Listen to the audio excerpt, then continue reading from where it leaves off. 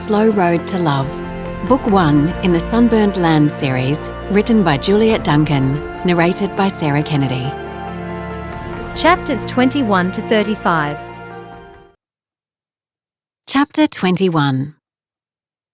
Breaking news. Another terrorist attack in Paris results in mass casualties, with dozens dead and hundreds more injured. We're bringing you an update from our correspondent Maggie Donovan, who is live at the scene. At the mention of her daughter's name, Maggie jerked to attention. Putting her laptop to the side, she grabbed the remote and turned up the volume to listen to the news report as her daughter appeared on the screen. Behind Serena, smoke billowed from a building that was barely visible, while emergency personnel scurried all around. Serena, what can you tell us about the attack and the current situation? Michael, the police and the gendarmes are still gathering evidence on the attacks, and emergency personnel are still tending to the wounded, as you can see behind me. What we do know is that there were 3 separate blasts outside this stadium, the Stade de France. The first one happened at approximately 9:20 p.m. A second blast followed 10 minutes later. It's speculated that this second blast caused the greatest casualties as hordes of spectators rushed out of the stadium to evacuate from the first blast. 23 minutes later, a third blast was set off on another side of the stadium. We can confirm that the President, Emmanuel Macron, was in fact inside the stadium at the time of the first blast, but was safely evacuated by his security detail and is unharmed. The same can't be said for hundreds of others. Serena, do we know who was behind these attacks? Nothing has been confirmed yet, Michael. However, rumours have already begun to circulate that ISIS is claiming responsibility. Again, though, nothing official has been confirmed. The news cut back to the main anchor, who recapped what Serena had detailed. Maggie's heart pounded in her chest so hard she could hear her own heartbeat pulsing in her eardrums. Serena was safe, but the fact that she was even there in the city where the attacks took place filled Maggie with fear for her daughter's safety. Grabbing her phone, she quickly sent a text asking if she was okay. She stared at the phone for several minutes, willing Serena to reply, but nothing. Maggie tried not to be disheartened by the lack of response, as she was sure her daughter was fine. But it would have been nice to have that familiar beep back for reassurance. She knew it could be hours or even days before she might hear from Serena. The mobile phone networks in France were probably overloaded and inundated with family members trying to reach their loved ones. At least Maggie took comfort in knowing that Serena was not among those injured or missing. Even so, she bowed her head and prayed for her daughter. Dear Lord, precious Father, I come to you this morning with a heavy and concerned heart, asking for protection for Serena. Let your angels guard and keep her safe. Surround her and her colleagues with your divine protection as they travel around the afflicted areas. I also pray for those who've been affected, those who've lost loved ones, those who've been injured. Comfort them all in their time of grief. I ask all these things in your precious name. Amen. Maggie kept her eyes glued to the television all day. She called Frank and asked him to pray. She spoke to Jeremy. He hadn't heard the news but was just as concerned as her when he flicked it on. That night, sleep came fitfully, her dreams tormented by images of bomb blasts and unspeakable injuries. At one point, she dreamt she was there during the blast and that she and Serena had been separated. She was terrified as she fled barefoot down a long, dark corridor. Smoke and debris clouded her sight and choked her breath as she screamed for her daughter, but her cries went unanswered. Sirens blasted in the distance, growing louder and louder until it was all she could hear. She jerked awake as the sound of her alarm broke through her dream. It took 3 tries to swipe the screen to shut it off. Her hands were shaking so badly.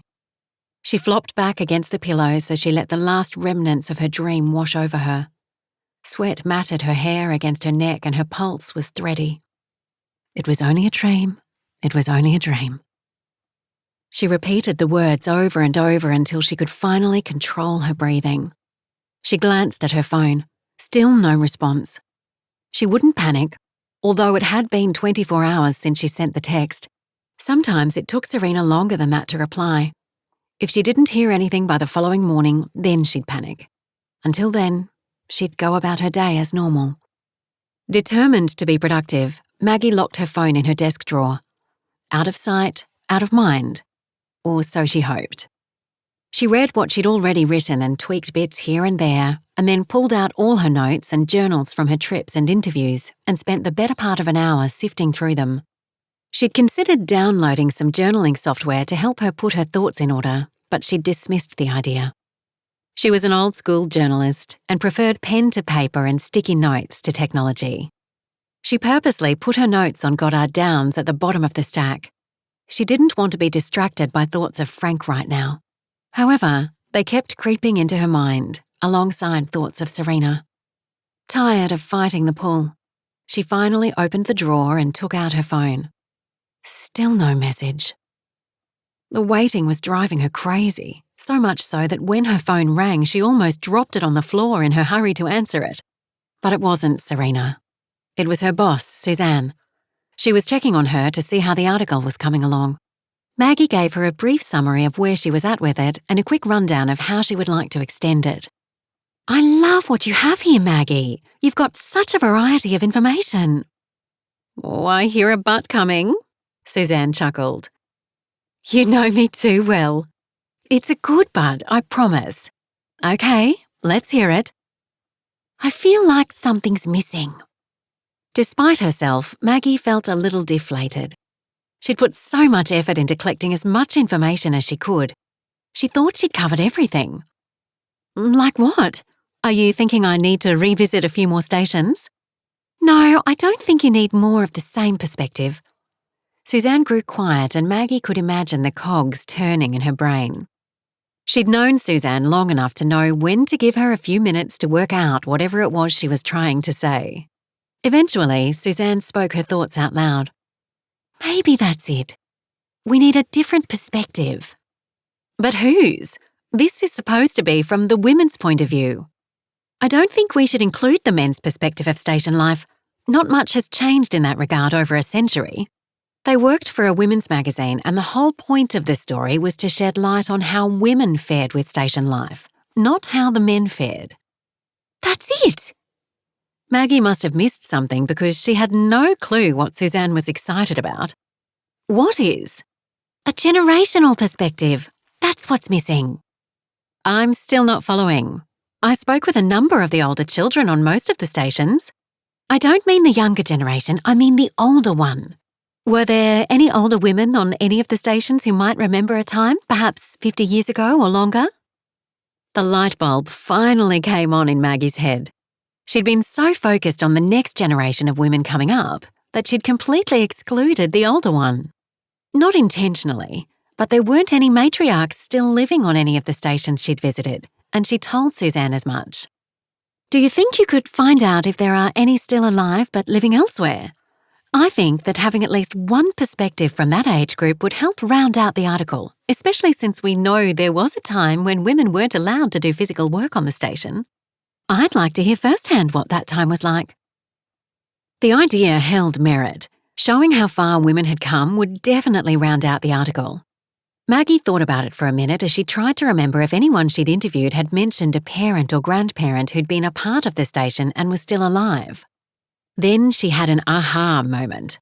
Frank had mentioned that his mother, Mary, was still alive. She'd have to be in her 80s or 90s, but it was worth a shot. Frank Goddard mentioned that his mother was still alive and lives in Kununurra now. Was she an integral part of station life? Yes, I believe she and her late husband worked together for many years. She sounds like a good fit. Do you mind taking another trip out there to see her if she's amenable? I think a personal visit and some snapshots would be much more poignant than a telephone interview. But I know it's quite a long way. Would I mind having an excuse to see Frank again? Maggie's heart leapt with joy at the prospect, but she quickly repressed her excitement before she responded. "Of course, I don't mind, especially if it adds something more to the story.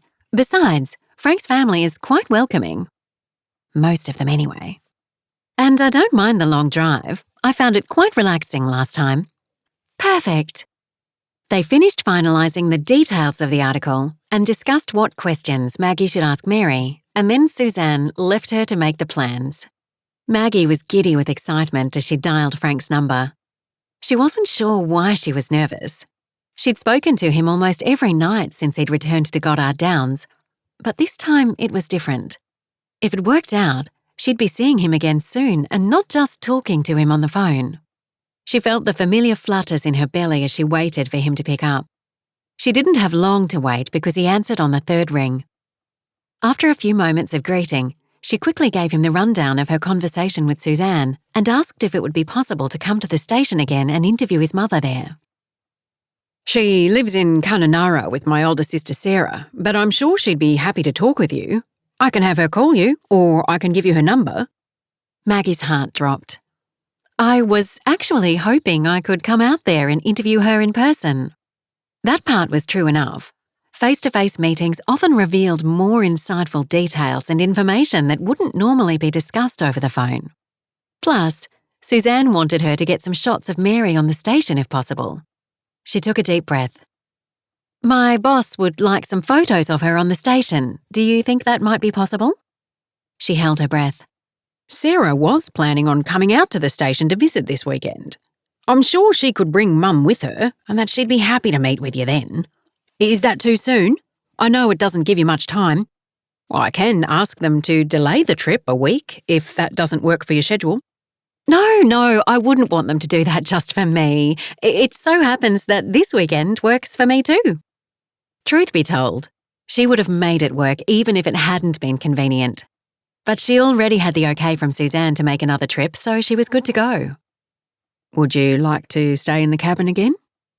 The gentleness of his voice enveloped her, and she momentarily closed her eyes, remembering the taste of his lips on hers before she replied, Won't you need that for your mum and sister? Mum prefers to stay at the main house with Julian and Janella and me so we can be there if she needs anything. She and Sarah will share one of the guest rooms. It's perfectly fine if you want to stay at the cabin, Maggie. Well, then yes, I'd love to. Thank you. That's settled then. I look forward to seeing you on Friday.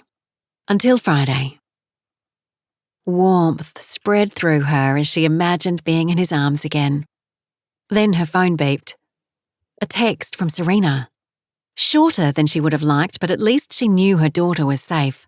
Serena said that the connection was spotty but promised to call her as soon as she could on a more secure landline.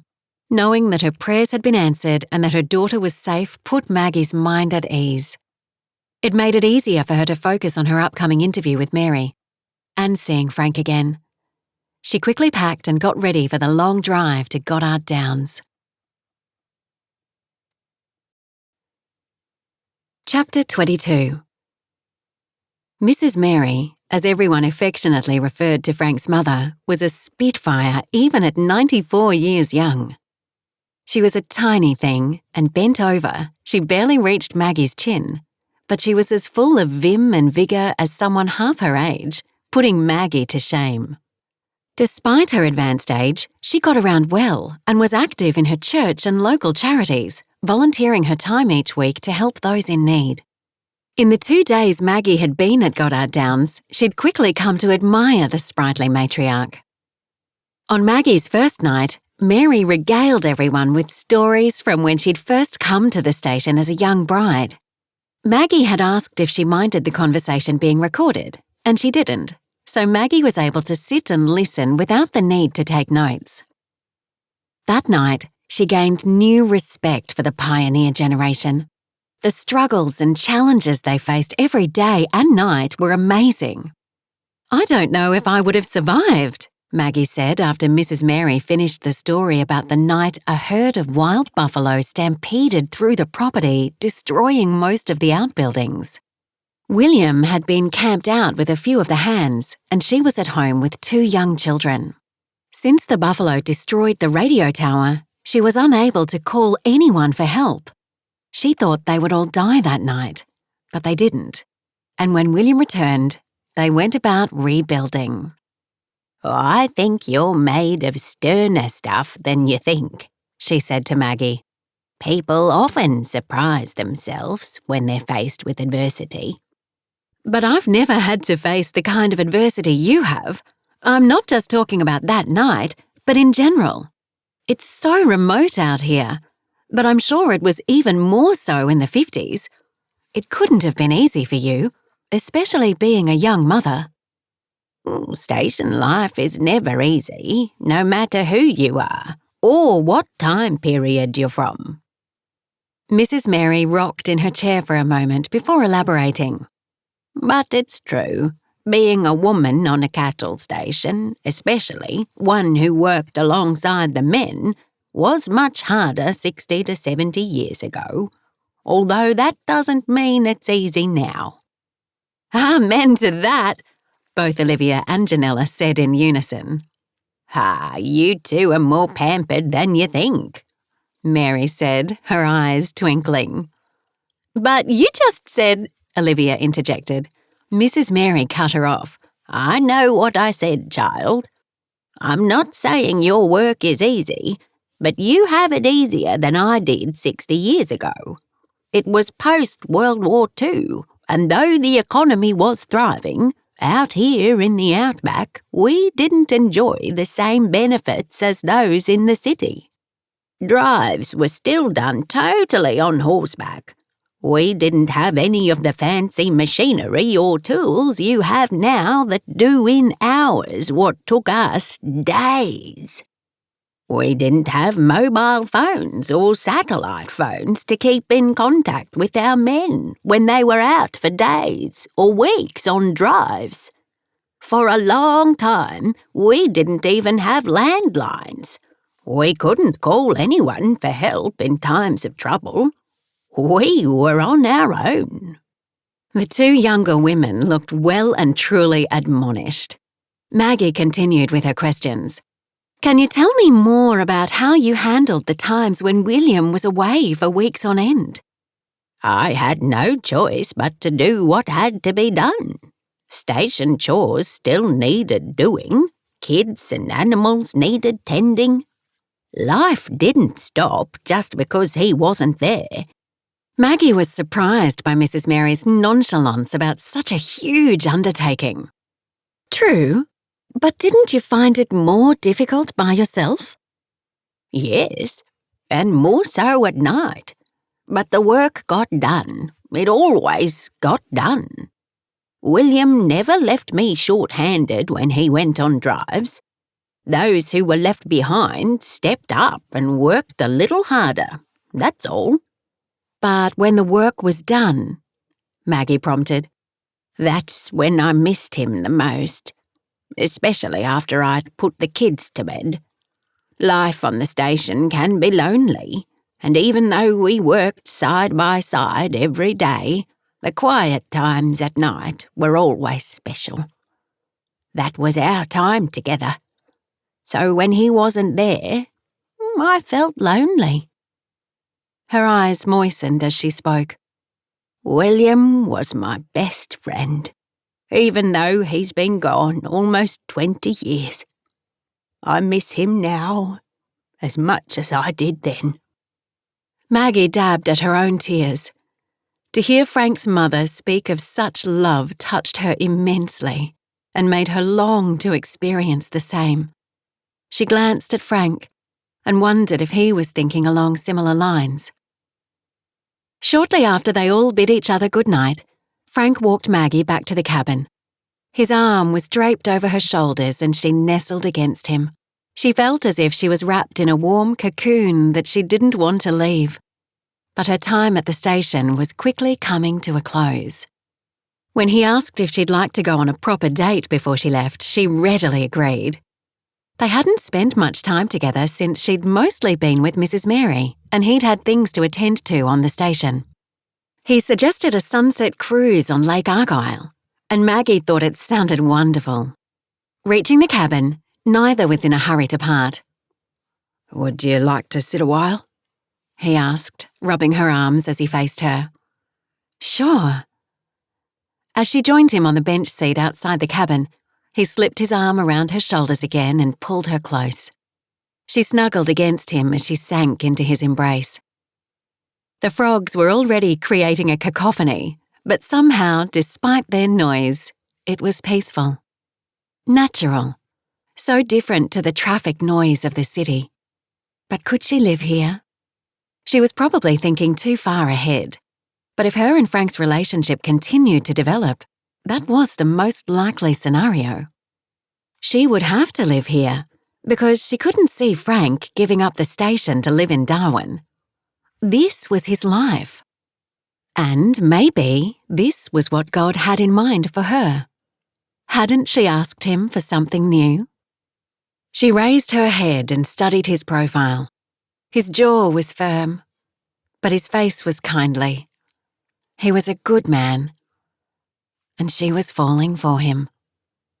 No, she needed to rephrase that.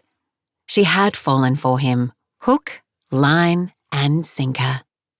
He glanced down at her and their gazes met and held. As he lifted his hand to her cheek and let his finger slowly trail down her hairline, a dizzying current raced through her. When he lowered his head and brushed his lips gently across hers, she knew she was in love. After he bid her goodnight with a lingering kiss and a promise to see her soon, Maggie went to sleep with joy and contentment filling her heart. Chapter 23.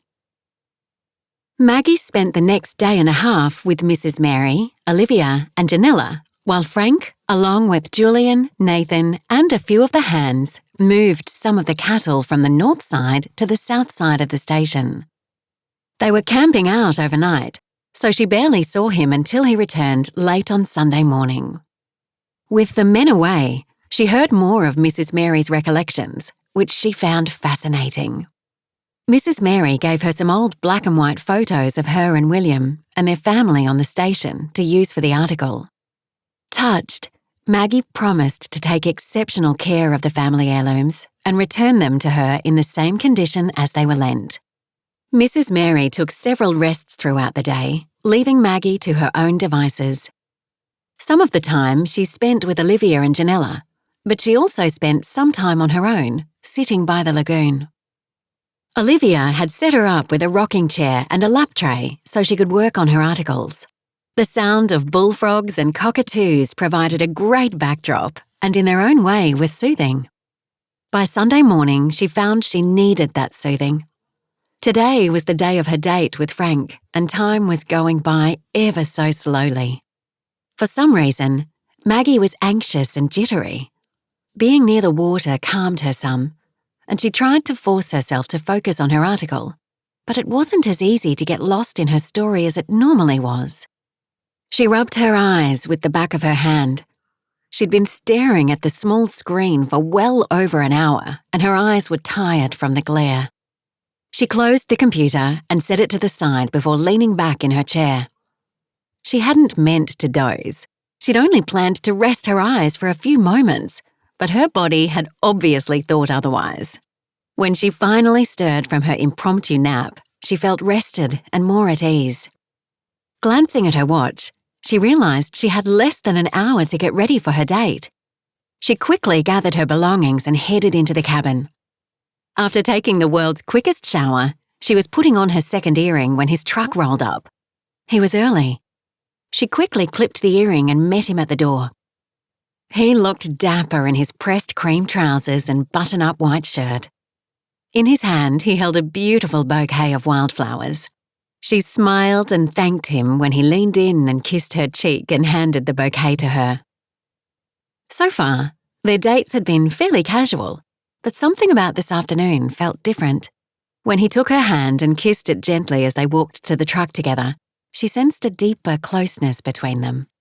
Her heart filled with anticipation while she tried to ignore the fact that come morning, she'd be leaving. It was a little over an hour's drive to Lake Argyle, but the time passed quickly as he told her about the last day and a half with the cattle. Before she knew it, he was pulling into the dock area. The sun was low in the sky and cast a brilliant shine across the huge expanse of water. Frank had booked the new Sunset Couples Tour, which was a 3-hour lake tour with a complimentary glass of champagne and plates of canapes.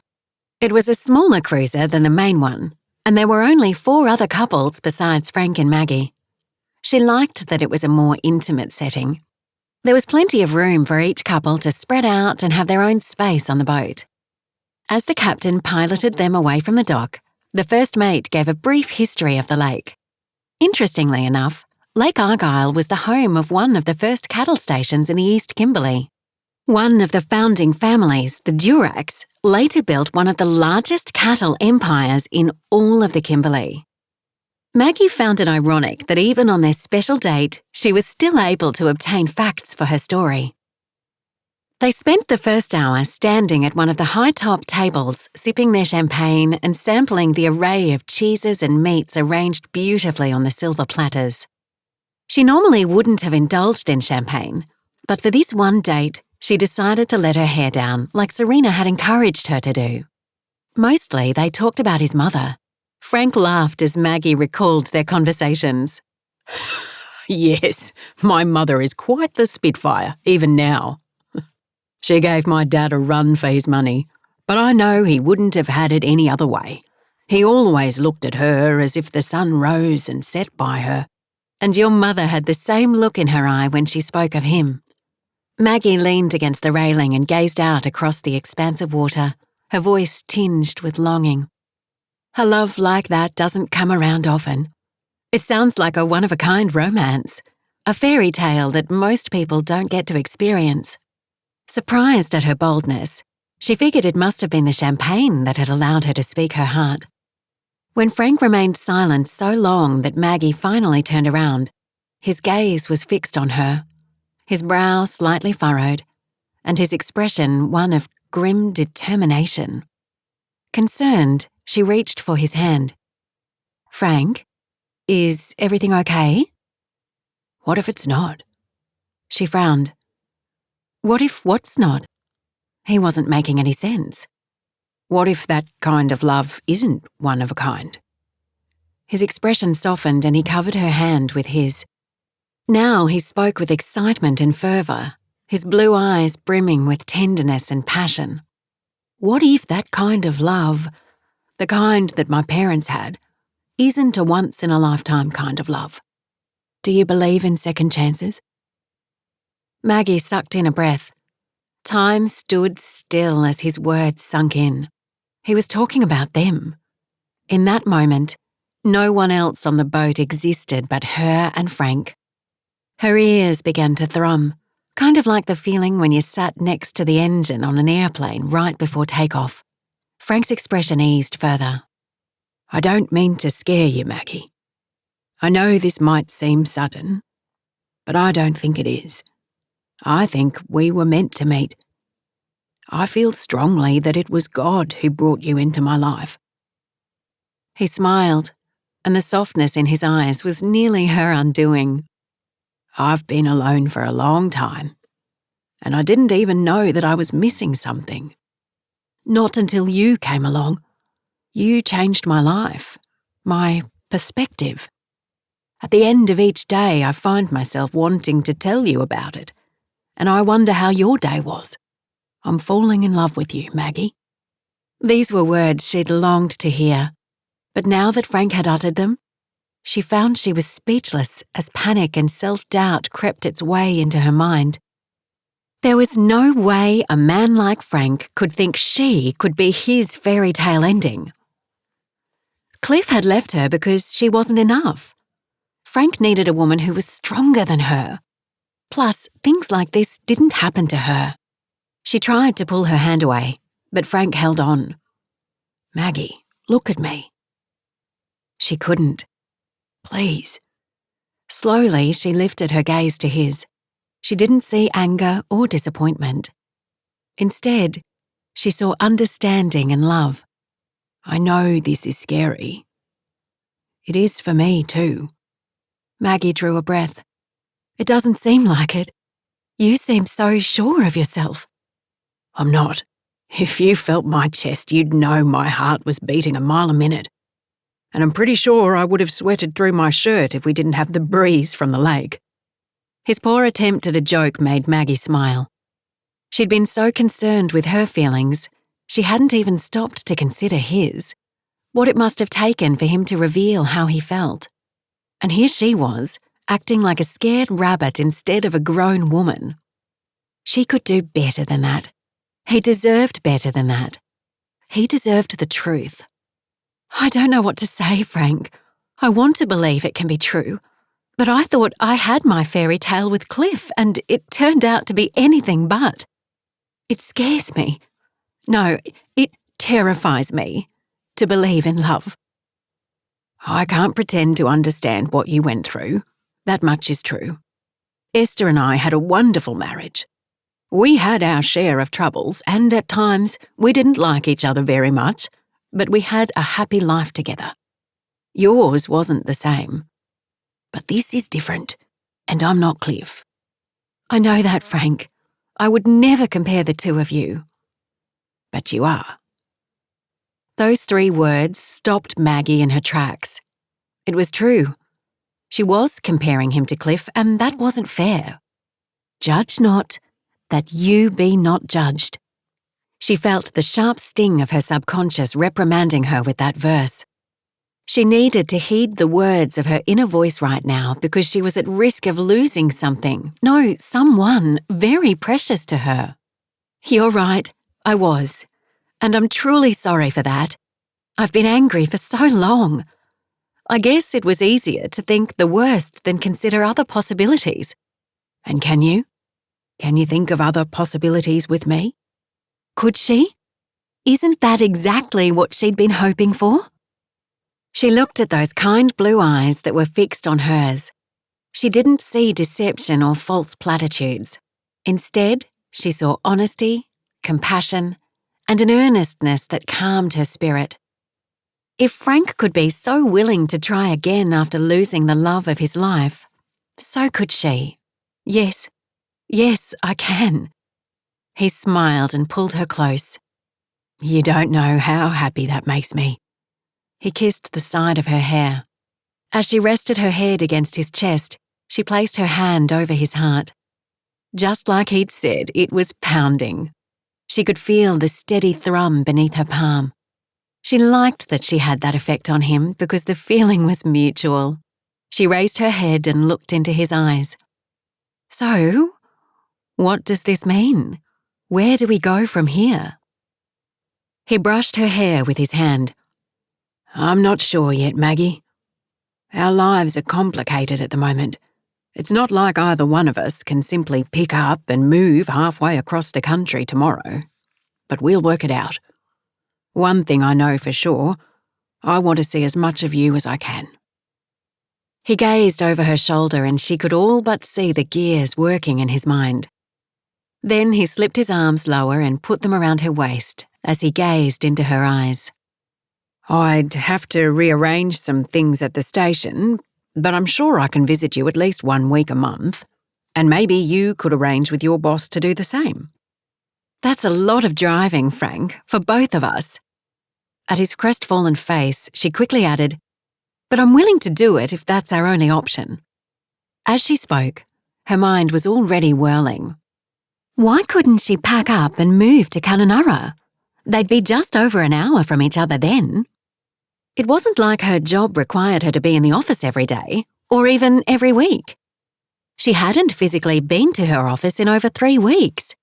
She could work anywhere, as long as she had access to the internet. Are you going to enlighten me as to what's going on in that lovely head of yours? Frank's question roused her from her thoughts. His eyes twinkled as he raised his brows. Apparently, she'd been lost in thought for longer than she knew. Well, I don't want to get your hopes up prematurely, but... But? What? Well, my job doesn't require me to be in an office every day, or even every week. As long as I have internet, I can communicate with my boss and deliver my articles. Frank's face lit up. Goddard Downs has internet. He said it with such a mischievous gleam in his eye she couldn't help but laugh. Yes, I know, but I wasn't thinking of moving to the station. I don't think that would be appropriate, but I could move to Kununurra. She held up her hands before they both got carried away. I'd have to run it past Suzanne, but I don't see it being an issue. I can base myself anywhere. I can rent a little place in town and still be closer to you. Or you could live in their cabin on the station until... His voice trailed off and he bit his lip. He snapped his mouth shut and Maggie knew he'd said more than he meant to. She cocked her head to the side and regarded him closely. Until what? He shifted his weight to his other foot under her scrutiny. Well, I meant to wait and let you get used to the idea of me loving you first. He wouldn't look her straight in the eye. First? Before what? When he didn't answer right away, she pressed him. Frank? He stared at his feet for a moment as if to find his courage, and then looked her straight in the eyes. Marriage. There it was, happening again, the scenery fading around her until all she saw was him. Marriage. If he'd wanted to shock her, he'd succeeded. Never in her wildest dreams had she imagined that he'd propose so soon. Marriage? The word sounded foreign in her mind. It sounded even more strange when she said it out loud. Marriage? Yes, marriage. He tucked her under his arm and guided her to the back of the boat away from the other couples. I'd wanted to do this more formally and actually get on one knee, but given the circumstances of our current conversation, I think it's important you know my intentions. He paused as he reached into his trouser pocket and pulled out a tiny black jewellery box. I'm a traditional man with traditional values. I wouldn't invite you to stay on my property indefinitely without giving you the promise of a future together. Maggie gasped, and her hand went to her throat as he opened the box.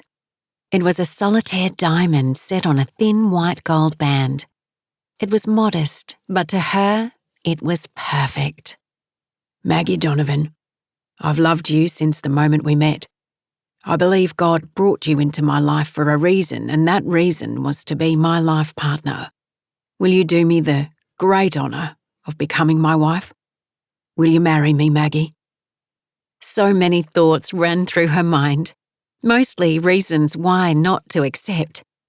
It was too soon. She barely knew him. It was inappropriate. But when she looked into those kind eyes, she knew he was right. God had put them in each other's lives for a reason. She felt that with every cell in her body. So, for once in her life, she didn't second-guess herself. She simply took a leap of faith.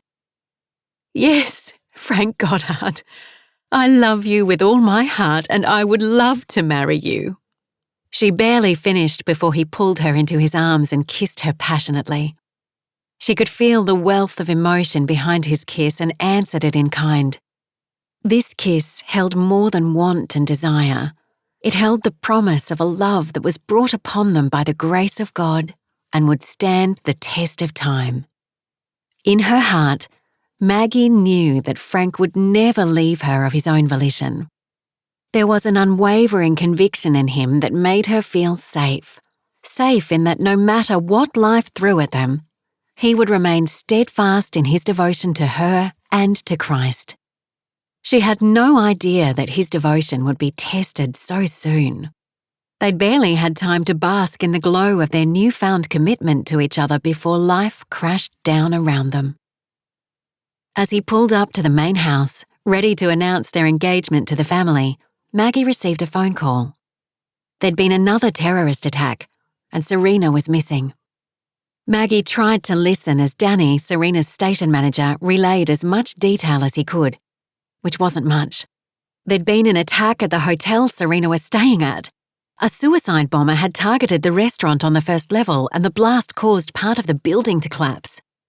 Dozens of patrons and guests of the hotel were still unaccounted for, including Serena.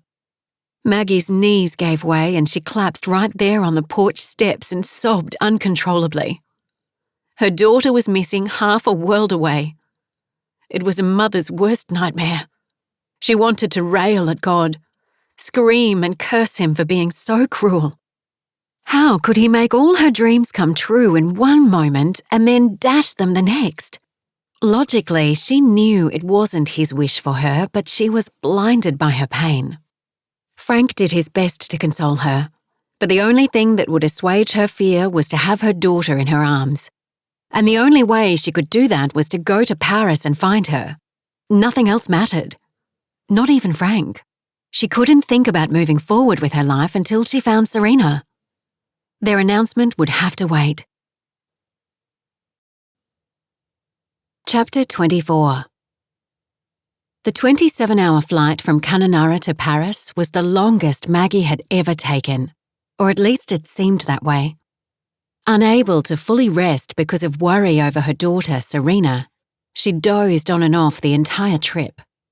Each time she woke, there was a heavy lump in her stomach.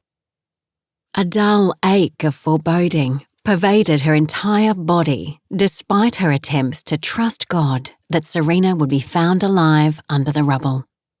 During the 2-hour transit in Singapore, the first thing she did was check her phone. There were no messages from Serena.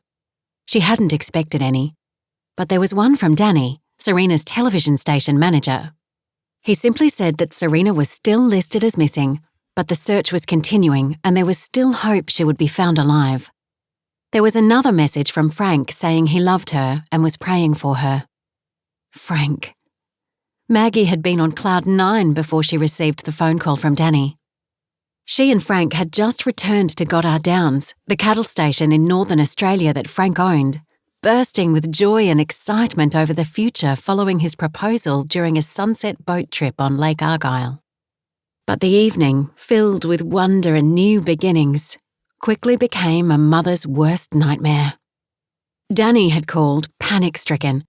There'd been another terrorist attack in Paris, this time at the hotel where Serena was staying. She, along with many others, was missing. Maggie had dropped everything and caught the first flight to Paris. Frank had driven her to Canonara, the nearest town to Goddard Downs, and waited with her at the small airport until she boarded the plane. He'd wanted to go with her, but he had his own problems to deal with on the station, so she'd convinced him that she'd be okay.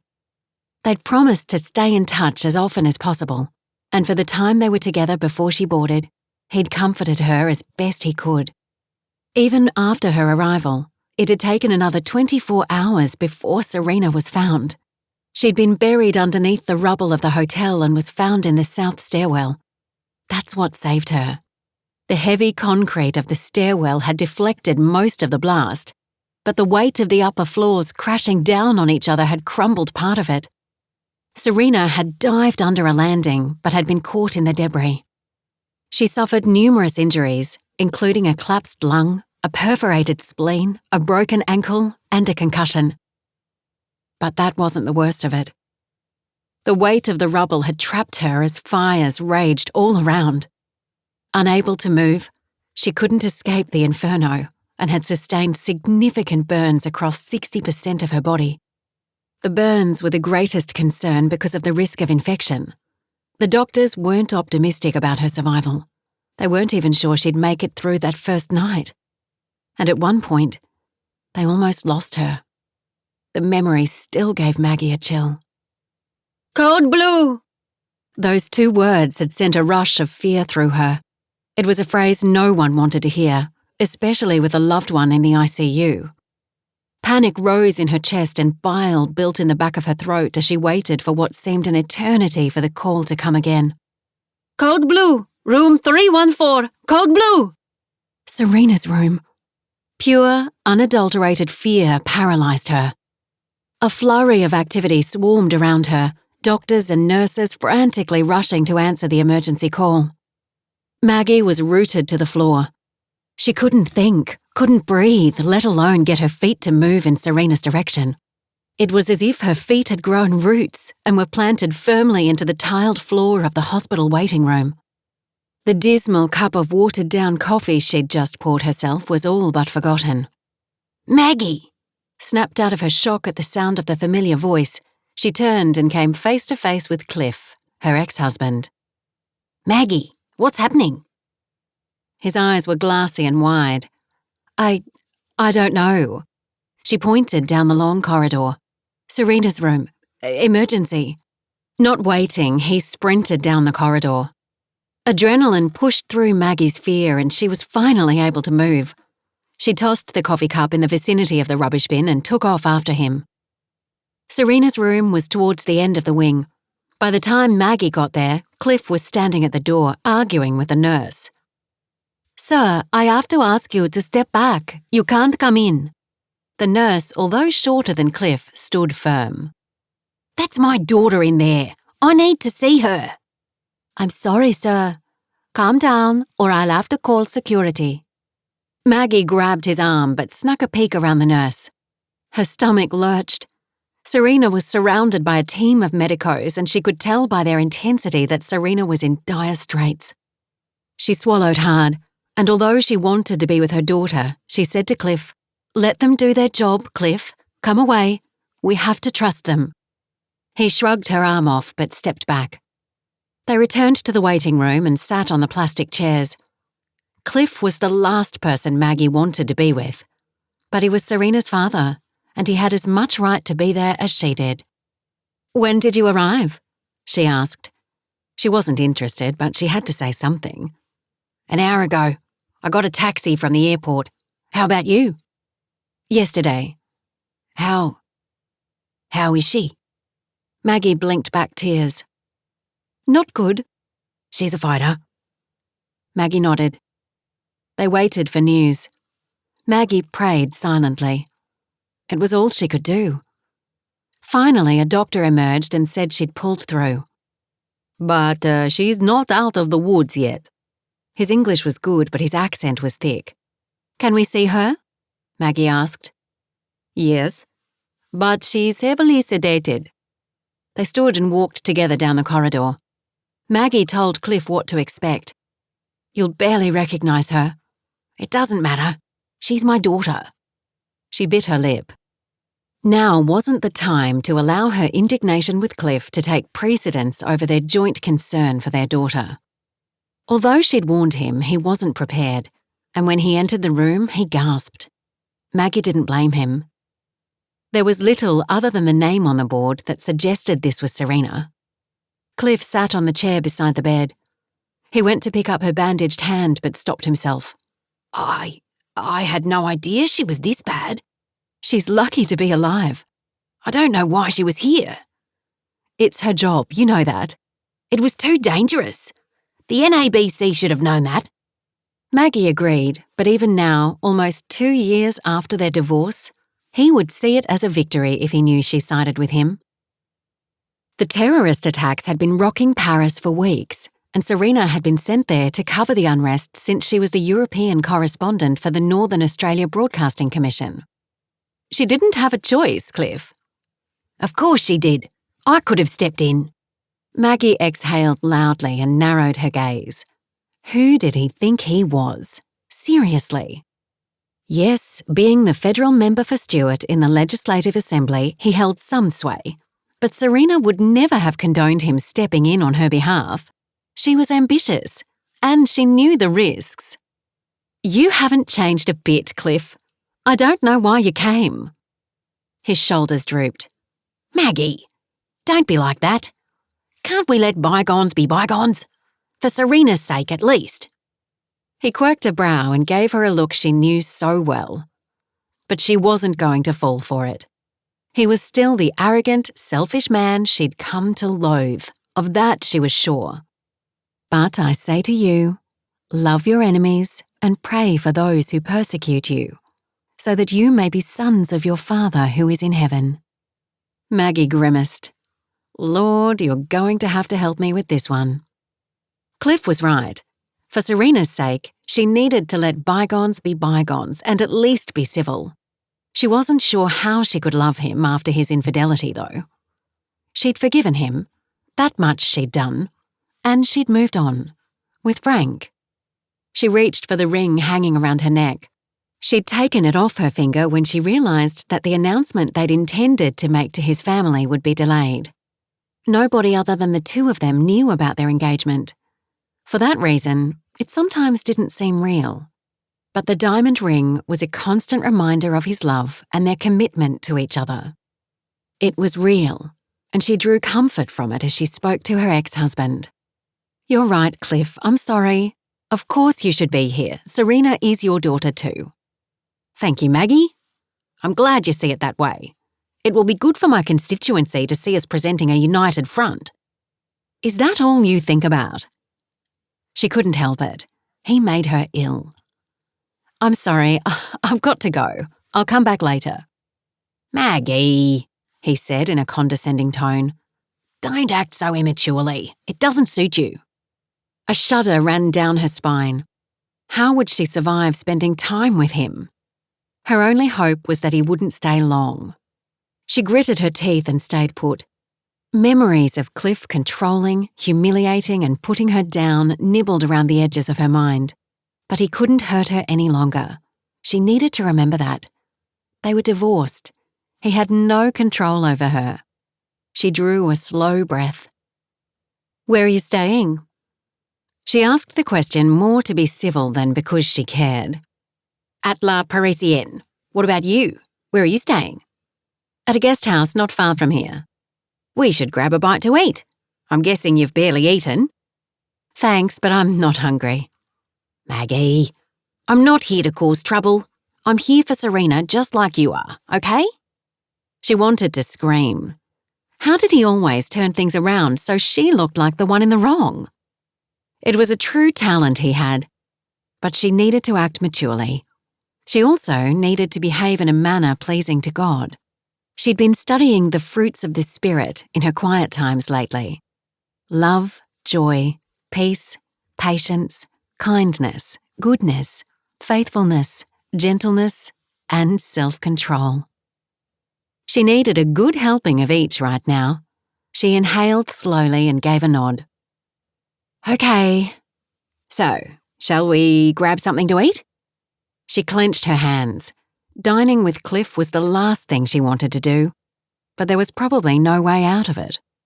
Sure, but I don't want to leave Serena for long. Why don't we take it in turns to have a break?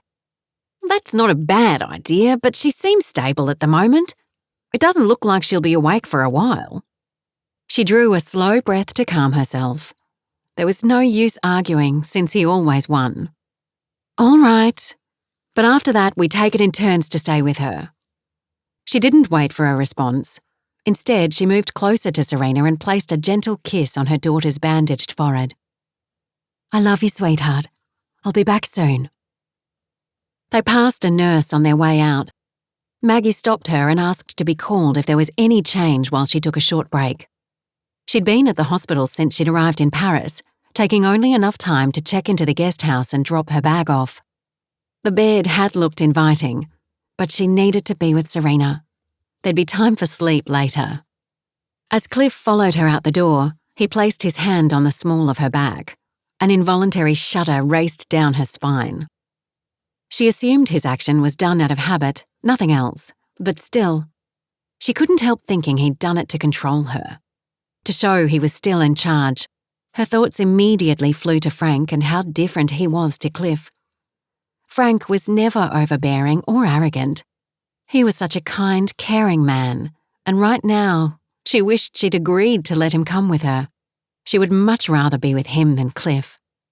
Shall we go to the hospital cafeteria so we're close by in case something happens? Maggie asked as they stood waiting for the lift. I'd rather go to a restaurant. I don't fancy cafeteria food. She bit her lip. Of course you don't. The food is fine. Anyway, that's where I'm going. Suit yourself. She suddenly felt stronger. She wouldn't allow him to dictate to her. She was here for Serena, not to dine with Cliff at some fancy French restaurant when their daughter was in such dire straits. You win. The cafeteria it is. The lift arrived and they took it to the ground floor where the main hospital reception area was. Although it was late afternoon, the area was a hive of activity. Maggie knew where the cafeteria was, so she led the way. She'd grabbed a baguette soon after she'd arrived, but had only nibbled it. Seeing Serena had stolen her appetite. They grabbed a tray each and joined the line. Her appetite was still lacking, so she chose a small Caesar salad and a strong coffee. Cliff chose a large serving of steak frite and a Coke. They sat at a booth opposite each other. Maggie tried to avoid eye contact as she toyed with her salad, but he wanted to talk, so it was next to impossible. So, I hear you're dating a cowboy. Maggie's head shot up. How do you know that? He tapped his nose. I have my ways and means. Her brow creased. Are you spying on me, Cliff? Now, why would I do that? She shrugged. Goodness, he was annoying. I don't know, it's just something you do. Maggie, come on. Do you really think I care that much? There it was again, Cliff turning it around. She groaned. I guess not. No, Jeremy told me. That's how I know. Goddard. Is that his name? Maggie pursed her lips. She had no desire to discuss her relationship with Frank with her ex-husband. It was none of his business, and she told him so. I see you've got some fire in you. It must be serious. He speared a chip with his fork and waggled it in the air while his gaze penetrated her like a laser. It really is none of your business, Cliff, but yes, it is serious. In fact, we're getting married. She blinked. She hadn't meant to tell him that. An annoying grin spread across his face. I knew it. I knew there was something different about you. Well, congratulations are in order. Placing the chip into his mouth, he leaned back against the seat and studied her while he chewed it slowly. She swallowed her pride and thanked him. And how is Mandy? And the baby? Ruby, is that her name? Maggie knew all too well that it was. She didn't spy on Cliff, but Jeremy, their 29-year-old son, always seemed eager to talk about what his father was up to, even if she didn't want to hear. Maggie guessed he spoke to his father about her in the same way. He was the opposite of Serena, who wanted to distance herself from her father. She'd hated that he'd been unfaithful and resented that he'd started a new family. Whereas Jeremy just wanted everyone to be happy and get along. They're both fine, and yes, we called her Ruby. She's just started walking. All of a sudden, Maggie felt pity for Cliff's much younger wife. She didn't know her personally, although she knew of her and had seen her around. But if Cliff treated this wife the same way he'd treated her when their children were young, she knew that Mandy would most likely be raising that child pretty much on her own. It had always irked her that Cliff had managed to present an image of a doting father when that was far from the truth. He knew how to work the media, to be present when it mattered, not for her, but for the public. It must be strange to be starting again, to have a daughter younger than your granddaughter. Jeremy had 2 children with Emma, his wife, a son, Sebastian, who'd just turned 3, and a new little daughter, Chloe. He chuckled. Yes, it is a little strange, but Mandy's a good mother. Maggie simply smiled. She ate half her salad and then pushed it aside. I think I'll get back. I don't like leaving Serena for long. I might check into my hotel. I'll come back later and stay for a bit so you can get some sleep. That would be nice. Thank you. You're welcome. Call if anything changes. Do you have my number? No. You'd better give it to me. And so it began. Chapter 25. After Cliff left to check into his hotel, Maggie returned to sit with Serena. He arrived much later with alcohol on his breath. He wasn't drunk, but he'd certainly been drinking. She was reluctant to leave, but she was dead tired. It had been 4 whole days since she'd slept in a bed. She promised to return in a few hours' time, but when her head hit the pillow, she fell into a deep sleep and slept longer than she'd expected. When she woke, the sun was streaming in through the window. She quickly grabbed her phone and checked the time. 9 a.m. How had that happened? She quickly threw the bed covers off and headed down the hallway to the shared bathroom. Fortunately, the shower was empty, and as the warm water flowed over her body, the fog slowly cleared from her brain, and all the thoughts that had lain dormant while she slept came to the fore. Serena. How was she doing? Did Cliff stay with her all night? Unlikely. She needed to get to the hospital as quickly as possible. She hadn't seen any messages on her phone, so no news was good news, she supposed. But there weren't any messages from Frank either. That worried her. Maybe something had happened to him. She should call. It would be late afternoon at Goddard Downs, so he could be near the house and have phone reception. After quickly drying herself, she slipped on her robe and headed back to her room. Rummaging through her suitcase, she found a fresh pair of trousers and a lightweight knitted top. She'd only brought a few outfits with her since she'd been at Goddard Downs when she received the call and hadn't returned to her apartment in Darwin to pack properly.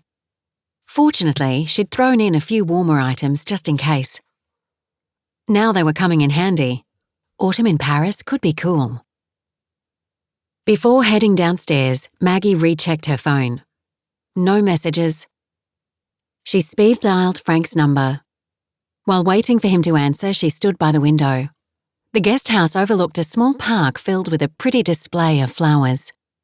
An elderly man, with an equally elderly dog lying beside him on the gravel path, occupied one of the bench seats. A young woman rocking a pram sat on another. To the left of the park, a row of shops lined the busy road.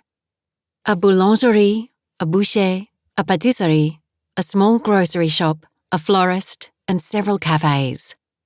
If she'd been here for any other reason, she would have loved to stroll along the strip, stop for coffee and perhaps a croissant or baguette. She loved Paris. It was such a vibrant city. So much history, art and atmosphere. She'd spent many weeks here in her younger days before she was married, when, like Serena, she'd been sent here for work. It was the city of love and romance, and she'd love to bring Frank here, although right now it was the last place anybody wanted to be. She couldn't understand the mind of the terrorists. What had started out as peaceful political protests regarding the increase in fuel taxes had quickly escalated into riots.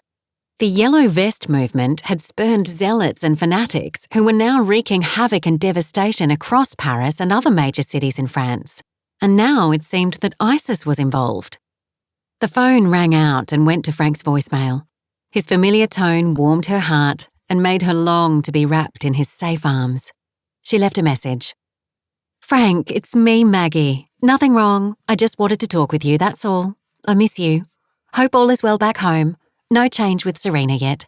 Call me when you can. Love you. Goodbye." She exhaled slowly and slipped her phone into her bag.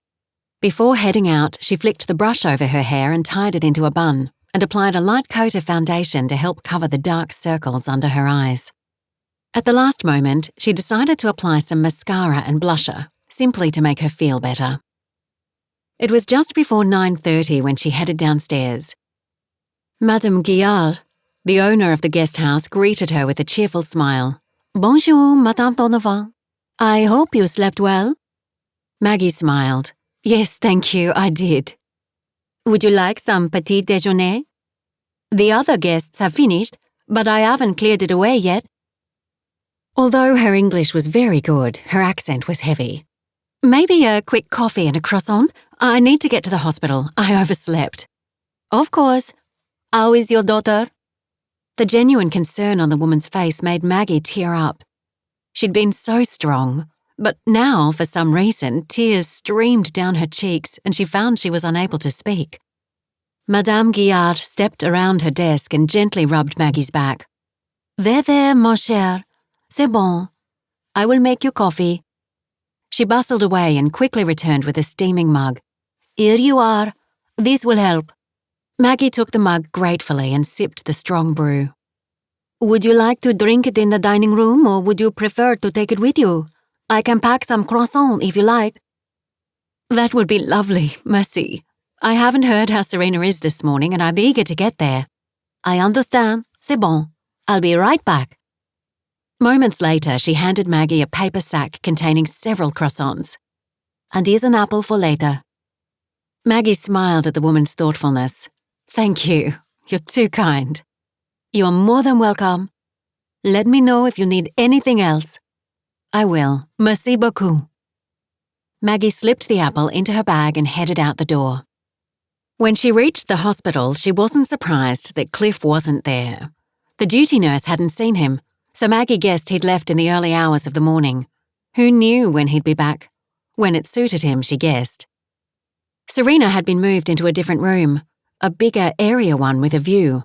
Maggie figured that was Cliff's doing. She was in a public hospital because they had the equipment to handle emergencies and burns better than the fancier but less equipped private hospitals. But she guessed that even here, money talked, and he was able to get special treatment for Serena. Maggie sat beside her and very gently lifted her bandaged hand. "Hey, sweetie, I'm here. How are you doing today?" Maggie didn't expect her to answer, but Serena's eyes flickered open.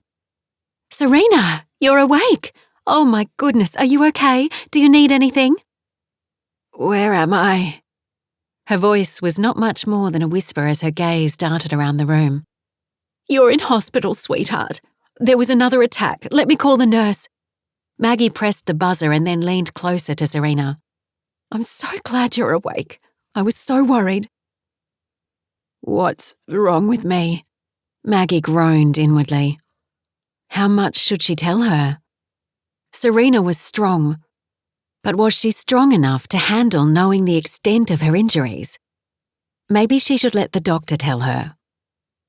How about we wait for the doctor? That bad, huh? Maggie blew out a slow breath. You're alive, darling. You survived. Many weren't so lucky. Serena's eyes fluttered and closed before the nurse arrived. It was going to be a slow journey to recovery. Maggie prayed that Serena would be able to deal with her injuries, particularly her burns, once she knew the extent of them. She also prayed for strength for herself, because she secretly feared what lay beneath the dressings. When the nurse arrived, Maggie stood and moved away from Serena and quietly told the nurse that Serena had woken, but had now drifted back to sleep. That's normal, Mrs. Donovan. It could be days, even weeks before she fully wakes. It's better if she sleeps for now because of the pain, but I'll check on her regularly. We need to redress her burns shortly. How bad are they? Maggie knew they covered 60% of Serena's body, but didn't know what degree they were. She'd assumed 3rd degree, but prayed for 1st or 2nd. She had no idea how Serena would cope if she had permanent scarring, especially on her face. You need to talk to the doctor about that, I'm sorry. He should be along shortly. Maggie gave a nod. No problem. Thank you anyway. She stepped aside and let the nurse attend to Serena. She checked her vitals and spoke to her, but Serena didn't answer. She'd obviously slipped back into oblivion for now. Maggie was pleased, because she knew as soon as Serena was conscious, the real challenge would begin. She spoke to the doctor a little later and was told that half of Serena's burns were 3rd degree and that she would need skin grafts and ongoing treatment for a long time to come. She would most likely have permanent scarring on one cheek, even after plastic surgery.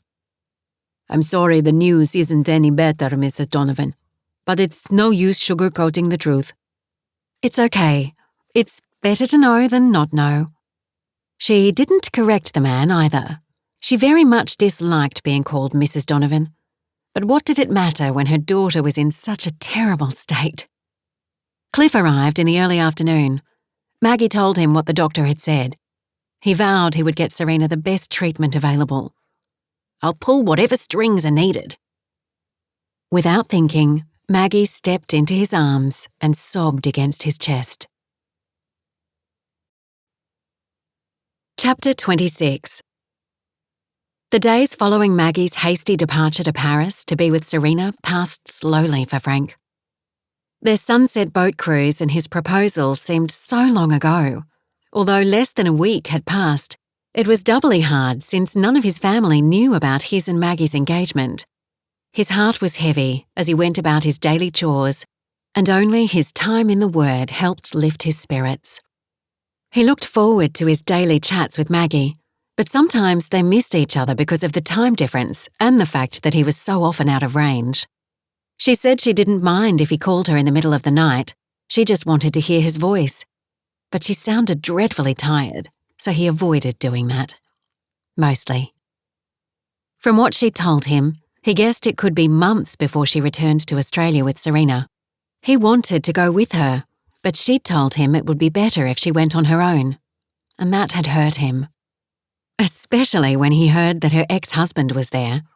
He had every right to be, of course, Frank knew that, but it still rankled that Maggie was spending time with her ex instead of him. 2 other issues weighed heavily on his heart: the issue with the licensing for the station and the anniversary of Esther's death. It was 7 years tomorrow since that fateful day. Sitting on the steps, he pulled his boots off and gazed around. Little had changed in those years. Olivia and Janella had ensured that Esther's vegetable patch had remained productive and the chooks were well cared for. Esther had been passionate about both. She'd kept her favoured girls close to the house in a separate coop away from those raised for commercial purposes. She'd given the favoured ones scraps of food and extra attention, and in return, they produced the largest eggs he'd ever seen. While those hens were long gone, others had taken their place, and now Olivia's 3-year-old daughter, Isabel, helped look after them. But that would soon be changing when Olivia and Nathan left Goddard Downs and moved back to Darwin. Things were certainly going to be different around here without them. He was sure going to miss them. He let out a heavy sigh and checked his phone. A missed call from Maggie. She'd left a message that he listened to as he walked inside. Just hearing her voice lifted his spirits. He'd call her back a little later, after dinner when he could talk without interruption. The aroma of beef stew wafted down the hallway. Janella, his eldest son Julian's wife, was a good cook and had willingly taken over the role of providing the majority of the meals for the family after Esther's passing. And Sasha, Janella and Julian's 10-year-old daughter, was following in her mother's and grandmother's footsteps, so it seemed. In between her School of the Air classes, when she logged on and did her lessons remotely with other isolated students and a teacher who taught them over the internet, she was often in the kitchen baking something or other. Little Isabel raced down the hallway and hugged his legs. "Grandpa!" "Hello, Izzy." He swung her into his arms and hugged her. "What have you done today?" I helped Mummy in the garden and I collected 6 eggs. 6 eggs? Wow, that's a lot. Did you carry them carefully? Of course I did. I'm always careful. He smiled. Yes, I know you are, sweetheart. Is Mummy around? Yes, she's in the kitchen with William and Aunt Janella. William's been crying a lot. It's hurting my ears. Maybe he's teething. He's at that age. That's what Mummy says. I sure wish those teeth would hurry up. Frank chuckled. I guess they'll come when they're ready and not a minute before. When they reached the kitchen, he set her on the floor and ruffled her hair as she ran off. Something smells good, he said, peering into the pot to see what Janella was stirring. She looked up from the gas range and smiled. It's just stew. But Nellie, your stews are the best. She flashed him a smile. And you're too kind. He laughed. How long until dinner? 10 minutes, tops. Anything I can do to help? She shrugged. Help Izzy set the table. Yes, Grandpa. Help me set the table. Okay, sweetheart. Let me wash my hands first. All right. He turned the tap on and peered out the window as he lathered his hands with soap. Looks like Joshua's back. Did we know he was coming today? Joshua, Frank's youngest son, had driven to Alice Springs almost 2,000 kilometres south for a rodeo 3 weeks earlier. He was only meant to be gone a week. No, but it's not before time. And positioning William on her hip, walked to the window. Looks like he's brought trouble with him. Olivia, that's no way to talk about your cousin, Frank said. No, but it's true. Sean Goddard is bad news. He let out a sigh. He might have changed. And we might get snow this Christmas. She lifted a brow. Frank shook his head and chuckled. There was absolutely no chance of them getting snow in the Kimberley at Christmas or any time of the year. The rainy season was coming, and with it came higher humidity, not snow. In fact, the rainy season was late this year. 7 years ago, the Ord River had flooded. He drew a slow breath. You know what tomorrow is, girls? Yes, Olivia replied, slipping her spare arm around his waist and resting her head against his shoulder. I still miss Mum. So much. We all do, Janella added as she poured the stew into a serving dish. We should do something special. I agree, Olivia said. Perhaps we could do a special dinner. Barbecue some ribs. Mum always loved barbecues. That's a good idea, sweetheart, Frank said. Let's do it.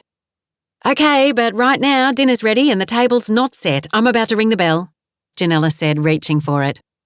On to it. Frank saluted his daughter-in-law and chuckled. Come on, Izzy, let's get this table set. I've already done it, Grandpa. I did it while you were talking. He smiled and ruffled her hair again. He was certainly going to miss her. You're a good girl, Izzy. The bell sounded, and within minutes, Julian, Nathan, Caleb, Sasha, Joshua and Sean arrived at the door and filed inside after removing their work boots. Other than Sean, they each had set places at the large wooden table. Joshua grabbed a chair and squeezed it in between his and Nathan's. Frank smiled at how Izzy had set the table with knives and forks back the front and upside down. He saw the puzzled looks on everyone's faces, including Julian's, but he spoke before anybody could say anything. Izzy set the table tonight, didn't she do a wonderful job? Without waiting for a reply, he extended his hands. Shall we give thanks? When they all nodded and joined hands, he bowed his head and prayed. Lord, we thank you for this day and for your many blessings. Thank you for returning Joshua to us safely and for bringing Sean to our table. We thank you for the food spread before us, and we ask that you bless the hands of those who prepared it. In Jesus' precious name we pray. Amen. A chorus of amens sounded around the table. So, Joshua, welcome home, son. How was the track? Frank asked. Joshua had driven home via the Tanami track, a 1,000-kilometre dirt track traversing the desert of the same name. It was the shortest route between the Kimberley and Alice Springs and was often used by off-road enthusiasts to test their driving skills. It was pretty chopped up. Too many city slickers on it these days with their fancy campers. They don't know how to drive it. At least you got through it before it closed for the season. Yep, I'd have hated the highway. More grain nomads on that stretch of tar than you can shake a stick at. Tourism brings big money to the area. You know that, Joshua, so don't knock them, Julian said, glaring at his younger brother. Yeah, but they hog the roads. The truckies hate them, don't they, Shauno? Joshua heaped a pile of stew onto his plate and passed a bowl to Nathan. Yeah, Sean said. I've been doing a bit of driving lately. The vans are art. Frank gave him the eye, and Sean, his younger brother Steve's only son, stopped himself just in time. The family had owned a cattle station not far from the Alice, but Steve and his wife Gillian had sold it several years earlier when Gillian was diagnosed with MS, and they now lived in town. Sean had been doing odd jobs ever since and had picked up a colourful language Frank didn't allow around his table. At least Sean knew that and had enough respect for his uncle to stop himself. He finished the sentence with, Pain in the neck? Yes, well, they're here to stay, Julian said. And we might soon be appreciating them even more, mightn't we, Dad? Frank narrowed his eyes. He wasn't sure what had stirred his oldest son quite so much. It seemed he was itching for a fight. They'd agreed not to discuss the issues regarding the station at the dinner table with the children present. There was no need to concern them at this stage while they were still working through their options. What do you mean? Joshua asked. We'll talk about it later, son. Tell us about the rodeo. Good to see you came back without any broken bones. Yeah, it was cool, wasn't it, Shauno? Sean nodded as he chewed on his stew. Yeah, it was wicked all right. For the next 10 minutes, the two young men shared stories of their time at the rodeo. Frank knew they left out bits they didn't feel comfortable sharing with the family. That in itself was good, but he worried about them. They both seemed to have a complete disregard for safety and had a need to push the limits. One day they'd go too far. Of that Frank was sure. When they finished, Frank cleared his throat. Everyone grew quiet and turned their attention to him. Tomorrow, as you all know, is a special day for our family. It will have been 7 years since we lost your mum. His gaze travelled around his adult children and their spouses, then shifted to his grandchildren. And your grandma. He blew out a breath. I'll be going to the graveyard first thing in the morning if anyone would like to come with me.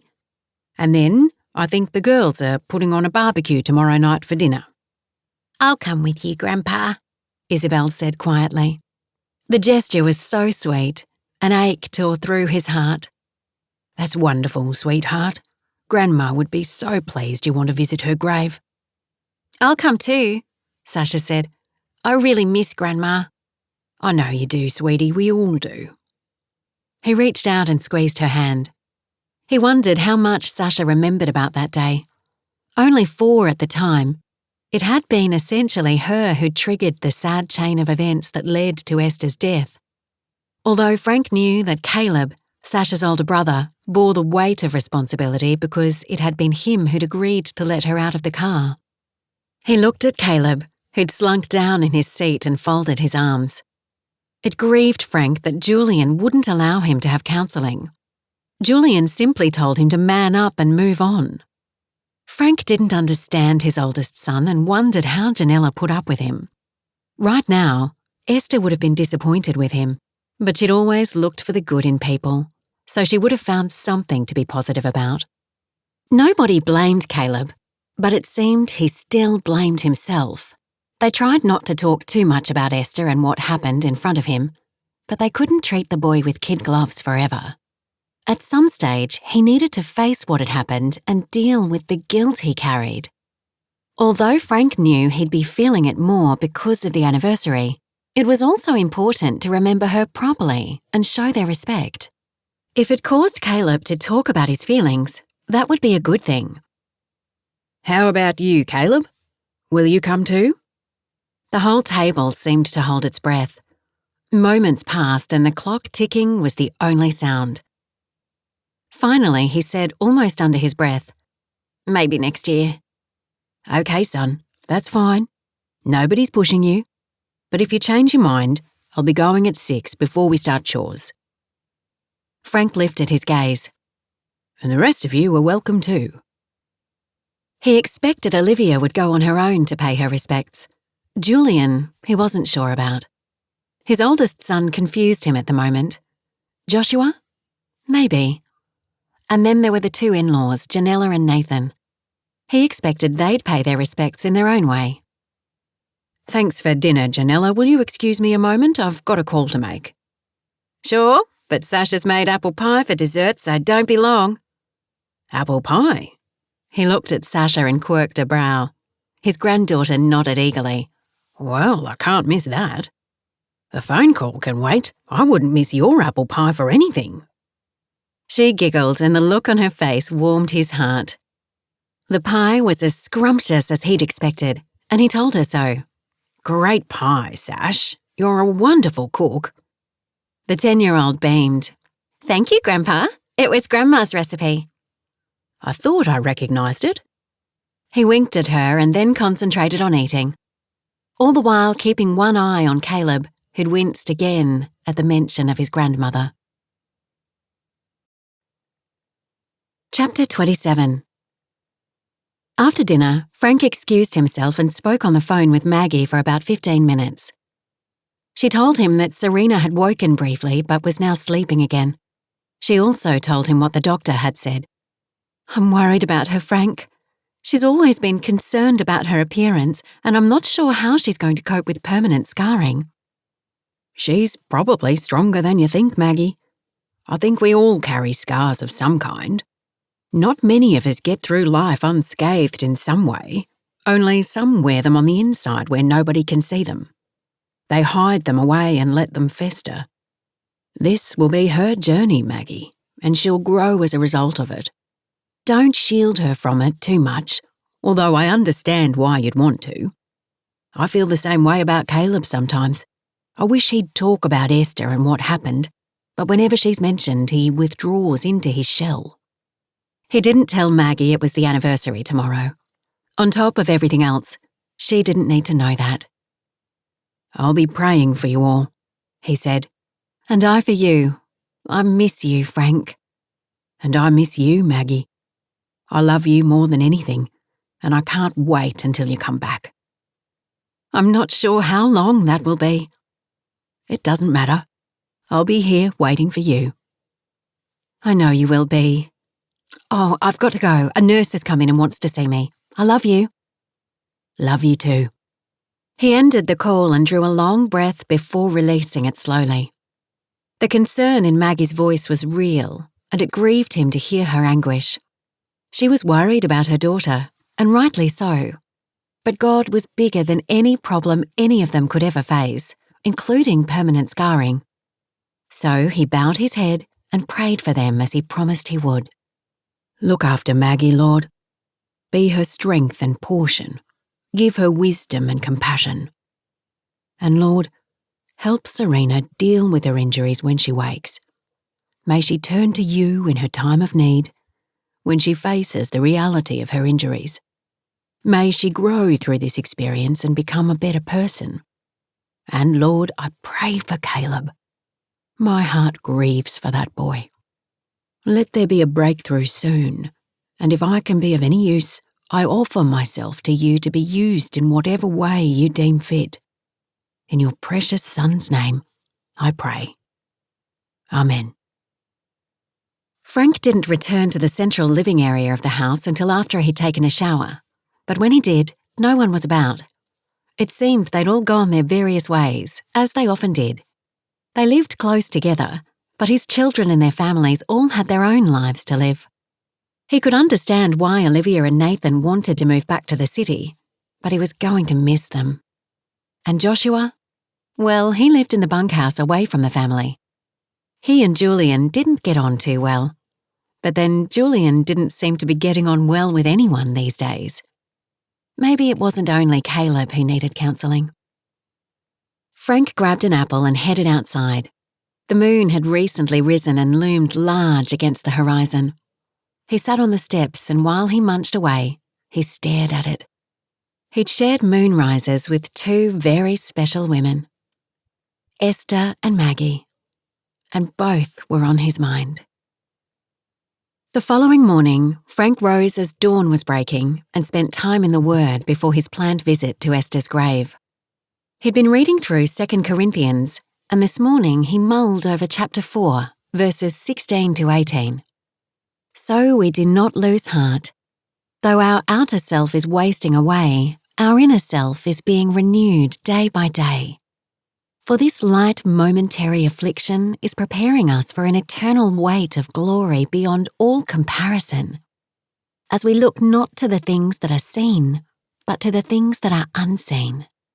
For the things that are seen are transient, but the things that are unseen are eternal. It was so easy to focus on all the issues that pressed in on him and his family daily, but these would eventually pass. He was on a journey that led to eternity, where these transient problems would no longer weigh him down. That didn't negate the fact that these concerns were real and needed to be worked through, but along the way, there was opportunity for growth. Life was a journey, and he was sure glad God was his tour guide. Frank's greatest wish was for all his children and grandchildren to open their hearts to God, for he was the great comforter, the creator of all things. He knew that would be Esther's wish as well, if she was still alive. After a short prayer time, he closed his Bible and headed out. Izzy, Sasha, Janella and Olivia stood at the foot of the front steps, each holding a small bunch of wildflowers. A lump settled in his throat as he approached them. He opened his arms and gave them a group hug. Good morning, ladies. His voice hitched and came out ragged. Good morning, they all greeted solemnly. Shall we go? They nodded, and together set off for the Goddard family cemetery. It was only a short walk, less than a kilometre. They could have driven, but the walk was cathartic. The air was crisp and clean, and early morning sunlight warmed them as they slowly climbed the hill. Talk was subdued, with only Izzy chatting. She held Frank's hand and asked if he was sad. Yes and no, sweetheart. I know God is looking after Grandma and that she'd be happy we're remembering her. But I do miss her. But you have Maggie now to make you happy. He smiled at that. I do indeed. Are you going to marry her? Isabel? Olivia glared at her daughter. You don't ask questions like that. The little girl frowned. Why not? It's okay, Liv, Frank said. Let me handle it. His daughter raised a brow. Okay. Well, little Lizzie, sometimes you should wait for people to announce things like that rather than asking, because it can make them feel a little awkward. And sometimes they might want to surprise their family and friends, so asking can spoil that surprise. I think I get it. So are you going to surprise us? He chuckled. Maybe. You'll have to wait and see. But today we're remembering Grandma, so let's think about her for now. Okay. Do you think she'd like these flowers? She'd love them. They were her favourites. Izzy dropped his hand and skipped ahead. Olivia faced him, tilting her head. So, are you going to surprise us, Dad? You know you shouldn't be asking. She grinned. I know, but I want you to know that if you are, I approve. And I think Mum would too. She shifted closer and linked her arm through his. We all want you to be happy, Dad, and Maggie makes you smile. Plus, she's a lovely person. She is. But today is about your mum. Let's focus on her, shall we? She nodded. Okay. Frank glanced over to Janella and Sasha. Janella had her arm around Sasha's shoulder and they were talking quietly as they walked. Frank had so much respect for Janella. She had such a mature, caring way about her, and her faith in God was as strong as anyone's he knew. Being partly Indigenous, she'd had her share of issues when she was younger. Prejudice ran rife in the area. Always had. Frank struggled to understand why people couldn't see beyond the colour of skin to what lay beneath.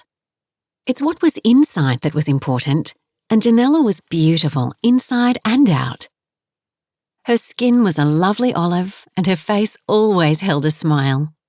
She was the most cheerful person he knew. He prayed that his son appreciated what a special wife he had and gave her the love she deserved. Somehow, he doubted that was the case right now. Julian seemed to have an aura about him that put him at arm's length from everyone.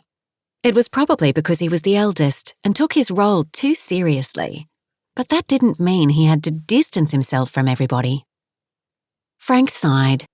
He'd pray for his son and ask God to soften his heart. And maybe one day he'd get the opportunity to have a heart-to-heart with him. The group finally crested the hill, and the cemetery, surrounded by an old timber fence in need of repair, lay before them. The fence wasn't on the maintenance schedule, but somehow it didn't matter. They entered through the gate which Frank had to lift over the tufted grass to open, and headed to Esther's grave, where they took turns laying their flowers. They stood and paid their respects silently for a few moments with arms around each other before Frank suggested they pray. He prayed first, thanking God for Esther's life and legacy. Olivia prayed next, thanking God for her mother and for all she'd taught her. Janella finished by thanking God for the gracious woman who'd welcomed her into her family with open arms and an open heart. Olivia handed out tissues, and then they hugged each other and dried their tears. Thank you all for coming, Frank said. It means a lot to me. We'll never forget her dad. She was a special woman. She was indeed, as were those who went before her. He cast his gaze around the small cemetery. His father was buried there, as were his grandparents and great-grandparents. They all helped make this place what it is today and gave this family its heritage. We're indebted to each and every one of them. But now, there are chores to be done. Life goes on. It sure does, Janella said. I'm making pancakes for breakfast, so I need to get started or else the boys will be complaining. Frank laughed. Let them complain. See how far that will get them. You're right. Probably not far, she said with a chuckle. They headed back down the hill and went about their chores while Janella and Sasha prepared breakfast. At 8 o'clock, when the bell rang, everybody made a beeline for the dining room. Everybody, except Caleb. Chapter 28. Does anyone know where Caleb is? Frank sat at the table and gazed around at his family. I haven't seen him this morning, Janella replied as she delivered a huge plate of freshly made pancakes to the table. Maybe he's still mucking out. He wasn't in the shed when I passed by, Julian said. It's unusual he's not here for breakfast, especially when it's pancakes. I'll check his room. He released an annoyed sigh as he pushed his chair back and left the table. Frank glanced at Janella. Her dark eyes were heavy with concern.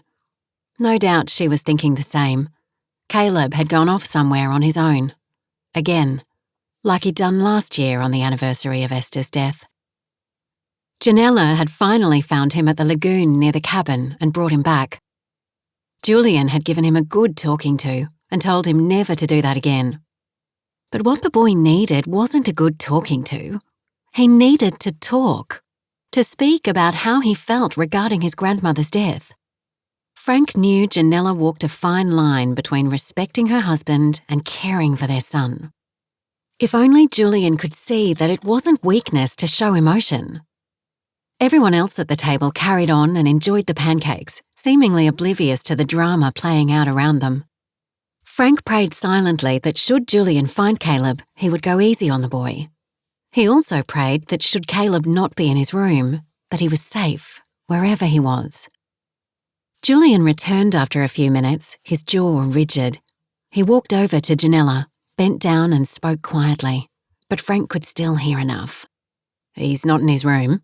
I'll go look for him. He could be anywhere. A flicker of apprehension crossed her face. Are you sure? I can go. No, I'll go. I warned him not to do this. She grabbed his arm. Go easy on him, hun. He's really struggling. You're too soft on him, Janella. He's got to man up. A shiver ran down Frank's spine. He couldn't let this happen. Pushing his chair back, he stood and followed Julian outside. Julian stopped and faced him. Why are you following me, Dad? Because I want to go, that's why. I said I'd do it. I know you did, son, but I'm worried about the boy. Janella's right. He hasn't dealt with his guilt. I know you mean well, Dad, but it's been 7 years and he's not a kid anymore. He's got to build a bridge and get over it. And how do you expect him to do that? Julian shrugged. How anybody does, just get on with it. And that's how you deal with everything, is it? Frank stepped closer. Just get on with it. But what about feelings? I don't know what's happened to you, Julian. You've changed. You've grown hard. What's going on with you, son? Nothing's going on, Dad. Now let me be so I can find Caleb.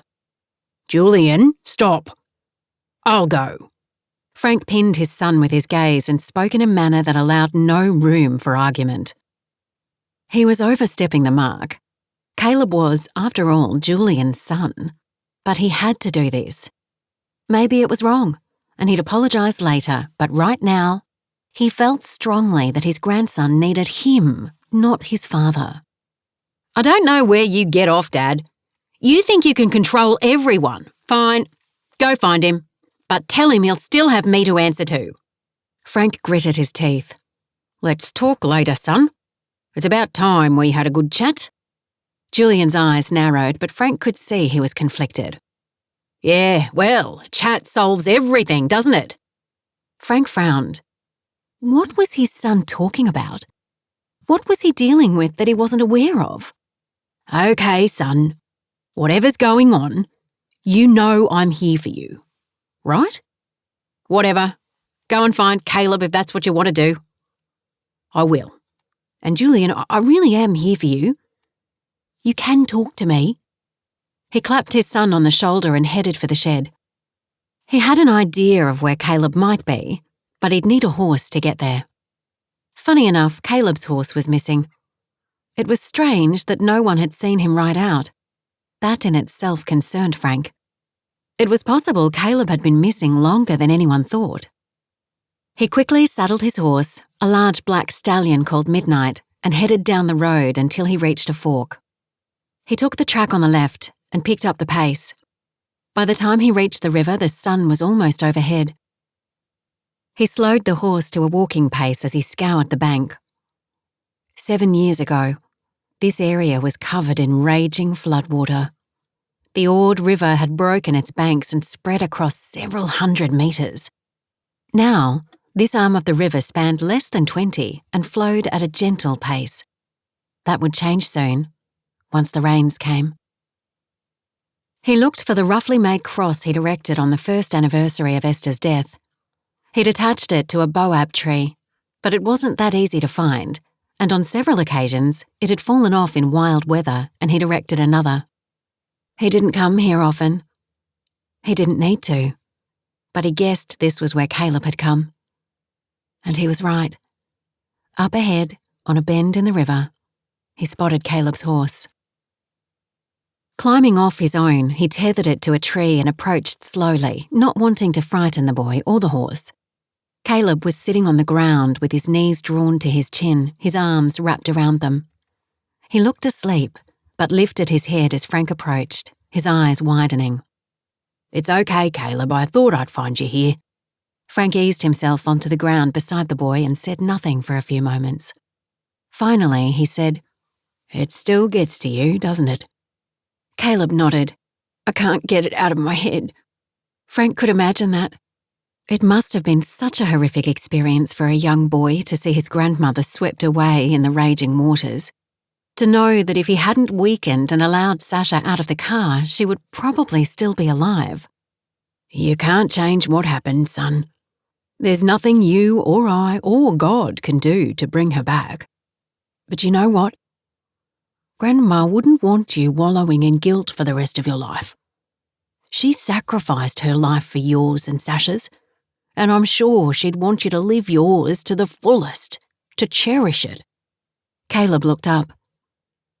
"I get that, but I don't know how to change how I think. It's always there, in my head." "Well, the first step is forgiving yourself. No one blames you, Caleb. You shouldn't blame yourself." "How can you not blame me? She was your wife." Tears flooded his eyes. "And I loved her very much. I still do. But you know what? Things happen all the time that are out of our control. I could have been angry with both you and Sasha for disobeying your grandma, but you were kids, and you'd already suffered enough. Blaming you wouldn't have made it any better for anyone, me included. Dad blames me. Well, your dad has stuff he needs to work on too." The penny was slowly dropping. Maybe Julian had never truly dealt with his mother's death either, and was taking his anger out on everyone, his son included. "Caleb, we're each responsible for our own attitudes and thoughts. Letting go of blame and guilt will change your life. I can see how hanging on to it has affected you already, and I don't want you to go through your whole life carrying it. The only real way of finding freedom from guilt is to give it to God. You know that, don't you?" Caleb shrugged. "I've never really understood how that works." "Would you like me to explain?" He shrugged again and made a hole in the dirt with his finger. "Guess so. We're all guilty of sinning before a just and holy God. His standard is perfection, and we all fall short of that no matter how good or perfect we think we might be. Without Jesus, there's no way we can be acceptable to God. Jesus is the bridge between a perfect God and an imperfect people. He offers a hand up, so to speak. And in that nail-scarred hand, we find not only freedom from sin, but freedom from guilt. There's no blame for those who have confessed their sin and have accepted Jesus as their Lord and Saviour." Frank paused a moment, giving time for his words to sink in before continuing. It was a lot to absorb, although Caleb had heard the gospel message before. But sometimes it didn't make any sense until you were ready to hear it. Don't dwell on the past, Caleb. Instead, dwell on God's love for you. Dwell on His grace. He knows you're sorry. So fix your eyes on Jesus, because He doesn't condemn you. Frank paused and drew a slow breath. Have you ever invited Him into your heart? Caleb shook his head. Frank waited another moment before asking quietly, Would you like to? Caleb looked up and stared at the water. Frank guessed that all sorts of thoughts were warring in the boy's head and heart at that moment. He prayed silently that the Holy Spirit would draw Caleb to himself, that he would see that surrendering his life to God wasn't a sign of weakness, but an acknowledgement of God's immense love for him. Caleb finally turned his head and nodded, his eyes glistening. Yes, I would. Frank smiled as gratitude and joy swept through him. That's wonderful, son. Grandma would be so pleased. He brushed the tears from his own eyes.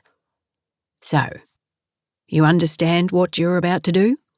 That by confessing your sin to God and inviting Jesus into your life as Lord and Saviour, you'll be a new person inside? Caleb nodded, and in that moment, your sin will be wiped away and you'll have a clean slate. You won't need to blame yourself anymore. Yes, I want that. I really do. It's only the start of the journey, but it's the most important part. Afterwards, you'll need to get to know God better by reading His Word and praying, and that way you'll learn to live the way He wants you to. You'll still have choices on how to live, but you'll never be alone. If you're ready, all you have to do is pray this simple prayer after me. He nodded again. Okay. Frank placed his hand gently on Caleb's back and closed his eyes. His heart soared as he led his grandson into the kingdom, into a life free of guilt and condemnation. It was a privilege he would always cherish. After Caleb finished praying, Frank gave him a bear hug. God bless you, Caleb. I believe God has good things planned for your life. You're a special young man, and I look forward to seeing what's ahead for you. Thank you, Grandpa. I feel better already. That's wonderful. I'm so very pleased. Do you think we could go to Grandma's grave now? Fresh tears pricked Frank's eyes. Sure, son. I'd like that very much. They stood and walked over to their horses. I don't think I want to tell Dad about what I just did. Not yet, anyway. I'll tell Mum. She'll understand. That's fine. You can tell your dad when you're ready. They climbed onto their horses and after letting them drink from the river, walked slowly to the cemetery. They chatted more about living as God wanted, and Frank offered to spend time reading the Bible with Caleb every day. He was so pleased to have this time with the boy and prayed silently for him whenever there was a lull in their conversation. He would still face challenges. His dad, for a start. Frank had warned Caleb about what Julian had said, but told him simply to apologise and not get angry or upset if he could help it.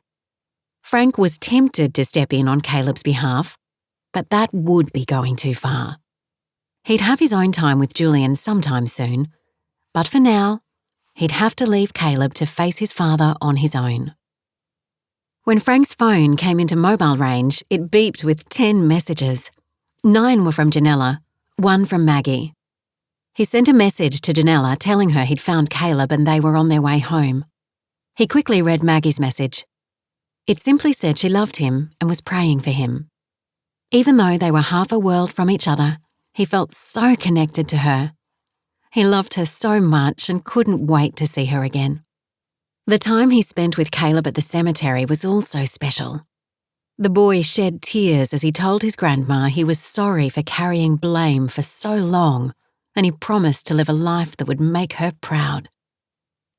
When they arrived back at the homestead, Caleb went straight to his father and apologised. Frank didn't know what they said to each other, but at the barbecue that night he detected a slight change in Julian. Frank even caught him giving Janella a hug, something he hadn't seen for a long time. At the end of the evening, when he was in his room alone, he got down on his knees and thanked God for his goodness and mercy. He made the mistake of quickly checking his emails before he climbed into bed. At 1 p.m. that day, almost at the exact time Caleb had given his heart to the Lord, an email had come in from Officer Shepherd confirming that his application for a stay on the licensing requirements had officially been denied. Although Frank had already guessed that would be the outcome, seeing it in black and white made it real. He drew a slow breath and closed his eyes again. Lord, once more I come to you and ask that you lead us through these troubled times. Let my heart be open to your leading, Lord, and not be resistant to change. You know how stubborn I can be. Help me look forward to the future, whatever that might look like, with eagerness and complete trust in you. In your precious Son's name I pray. Amen. David Kramer, Serena's long-time on and off-again partner, arrived in Paris 6 hours after she woke up and learned the extent of her injuries. Maggie had called to warn him what to expect, but he was already mid-air, so she simply left a message. Serena had told her she didn't want to see him, now or ever. Maggie felt sorry for the man. She knew he would readily marry her daughter if she ever agreed. He was a long-suffering, patient man who loved Serena dearly. It was a pity she couldn't see his good qualities enough to commit.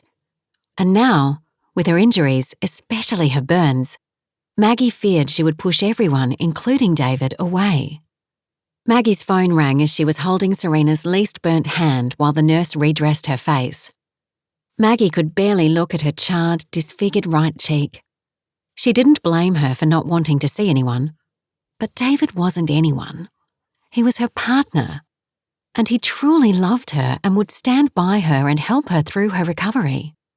But Serena didn't see it that way. The phone rang out and went to her voicemail. Moments later, it beeped. She assumed it was David calling since his plane would have just landed. She'd check the message and call him back as soon as the nurse finished with Serena. She had no real idea what she would say to him. If only Frank were here to help her handle the situation instead of Cliff. Cliff wouldn't be sensitive to either Serena or David's feelings and would simply tell Serena to get over it. Maybe that's what it would come to in the end. But Maggie knew it was important to try to work things out in a less confrontational manner. Serena had only recently learned of her injuries after all and was still in shock. She winced as the nurse used a long tweezer-like instrument to apply some kind of ointment to Serena's cheek. Maggie had a weak stomach when it came to things like this, but forced herself not to look away. She needed to be strong for her daughter. Bile rose in her throat and she thought she was about to be sick. Until now, when the nurse had changed Serena's dressings, Serena had been asleep because of the high dose of pain medication she was on, and Maggie had been able to leave the room. Now that Serena was awake, she wanted her mother to hold her hand. Lord, help me cope. Please, for Serena's sake. When the nurse finished and left the room, Serena said she needed to rest and closed her eyes. Maggie stepped outside the room and checked her phone. As expected, the call had been from David, so she quickly called him back. He answered almost before it rang. Maggie, how is she? Not great, I'm afraid. I was there when the nurse changed her dressings and her burns are worse than I thought. She's in a really bad way, Maggie's voice caught. But she's alive. Yes, you're right. It'll be a long road, but at least she's alive. She ran a hand over her hair. Where are you, David? Waiting for a taxi. You must be tired. A little. I slept a bit on the plane, but you know how it is. Yes, I barely slept on the way over. I'll come straight to the hospital. I should be there within half an hour. Okay. She's not in a great frame of mind. I can imagine. I feel so bad I couldn't get here earlier. He'd been walking the Kokoda track in Papua New Guinea with a mate when the blast happened, and it had taken days for him to get the message and return to civilization before he could even think about getting a flight to Paris. "Call me when you get here and I'll come down and meet you." "Okay, I appreciate that. See you soon." Maggie took the opportunity to grab a coffee and a small baguette. She'd been at the hospital since early morning and it was now mid-afternoon, and she was fading. Madame Guillard had left a pre-prepared breakfast for her, but that was hours ago. Serena's waking had been unexpected, and Maggie had been reluctant to leave her side since she'd been so upset when she discovered what had happened. And Cliff. He'd promised to be there, but she hadn't seen him. Maggie assumed he had other important matters to deal with. Nothing had changed. By the time she'd eaten her baguette and drained her coffee, David had arrived. She met him in the main reception area and gave him a hug. He was a tall, strong, fit man, a firefighter who loved the outdoors. Dressed in knee-length khaki shorts and a white t-shirt, he looked a little out of place amongst the well-dressed Parisian crowd, but it didn't matter. He'd flown to Paris from Papua New Guinea with only the clothing he had with him, much like she had. "Where is she?" he asked, straightening after bending down to hug her. "Upstairs in the ICU ward." "Can I see her?" "Let's have a coffee first." He ran his hand across his short, sandy hair. "Oh, that sounds ominous." Maggie drew a slow breath and prayed silently for the young man. He was going to need all the patience and love he had to win Serena over. Maybe it would be too much for him. "Well, like I said on the phone, she's in a terrible state. I'm a firefighter. I've seen burn victims." "I know." They reached the cafeteria and she asked what he'd like. "Just a coffee, however it comes." She ordered 2 long blacks with milk on the side and grabbed several sachets of sugar. She normally drank her coffee without sweetener, but right now, she needed a boost. They carried the cups to a table and sat. "I'm not sure how to say this after you've come all this way, but Serena said she doesn't want to see you." He was silent a moment and then said, "It's a knee-jerk reaction. That often happens after someone suffers a major trauma. They want to hide from everyone, especially when they're disfigured." Wow. She knew he was well grounded, but she hadn't quite expected him to be quite so rational and calm. "Well, she's resting at the moment. What would you like to do?" "I'd like to go and sit with her if that's okay. If she throws me out, I'll leave quietly and try again tomorrow. I won't cause a scene."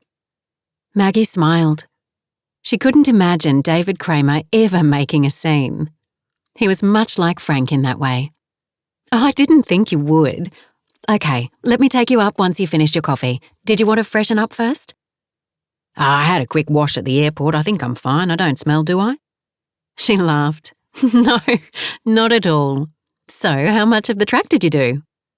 "We were on day 4, so almost halfway." "Wow, you couldn't have been more remote." "Nope. We were about as far from civilization as you can get." "I was at Goddard Downs. That was a bit of a mission too. Not as much as yours, obviously." She looked up as a familiar figure approached their table. "Cliff." "I thought I'd grab a drink before I headed up. I didn't expect to see you 2 here." "I just arrived. Maggie was filling me in." David stood and shook Cliff's hand. "Sad state of affairs." "Yes, you could say that. I'm trying to pull some strings and get her transported home as soon as possible. I'm not sure I trust these French doctors." "Oh, I'm not sure I agree," David said. "I've heard good things about the French medical system." "Yes, well, maybe. But I'd still like her to be home, as I'm sure we all would. We can't take months off work to be here with her." "I can," Maggie said. "I've already squared it away with Suzanne, but I guess it's different for you, Cliff. Your constituents need you." "Don't be like that, Maggie. You know how politics works." She sure did. David cleared his throat. "I think I'd like to head up now, if that's okay." "Sorry, David. We shouldn't have carried on like that in front of you," Maggie said. "It's okay. Seems like not much has changed." He let out a small chuckle. He'd been on the scene when Maggie and Cliff's marriage fell apart and had witnessed their ugly divorce. There wasn't much he hadn't seen. But still, it was wrong, and I'm sorry. Apology accepted. He stood and tossed his paper cup in the bin. Will they let us all in at the same time? Oh, that's a good point. Why don't you go on your own? Cliff and I can wait down here.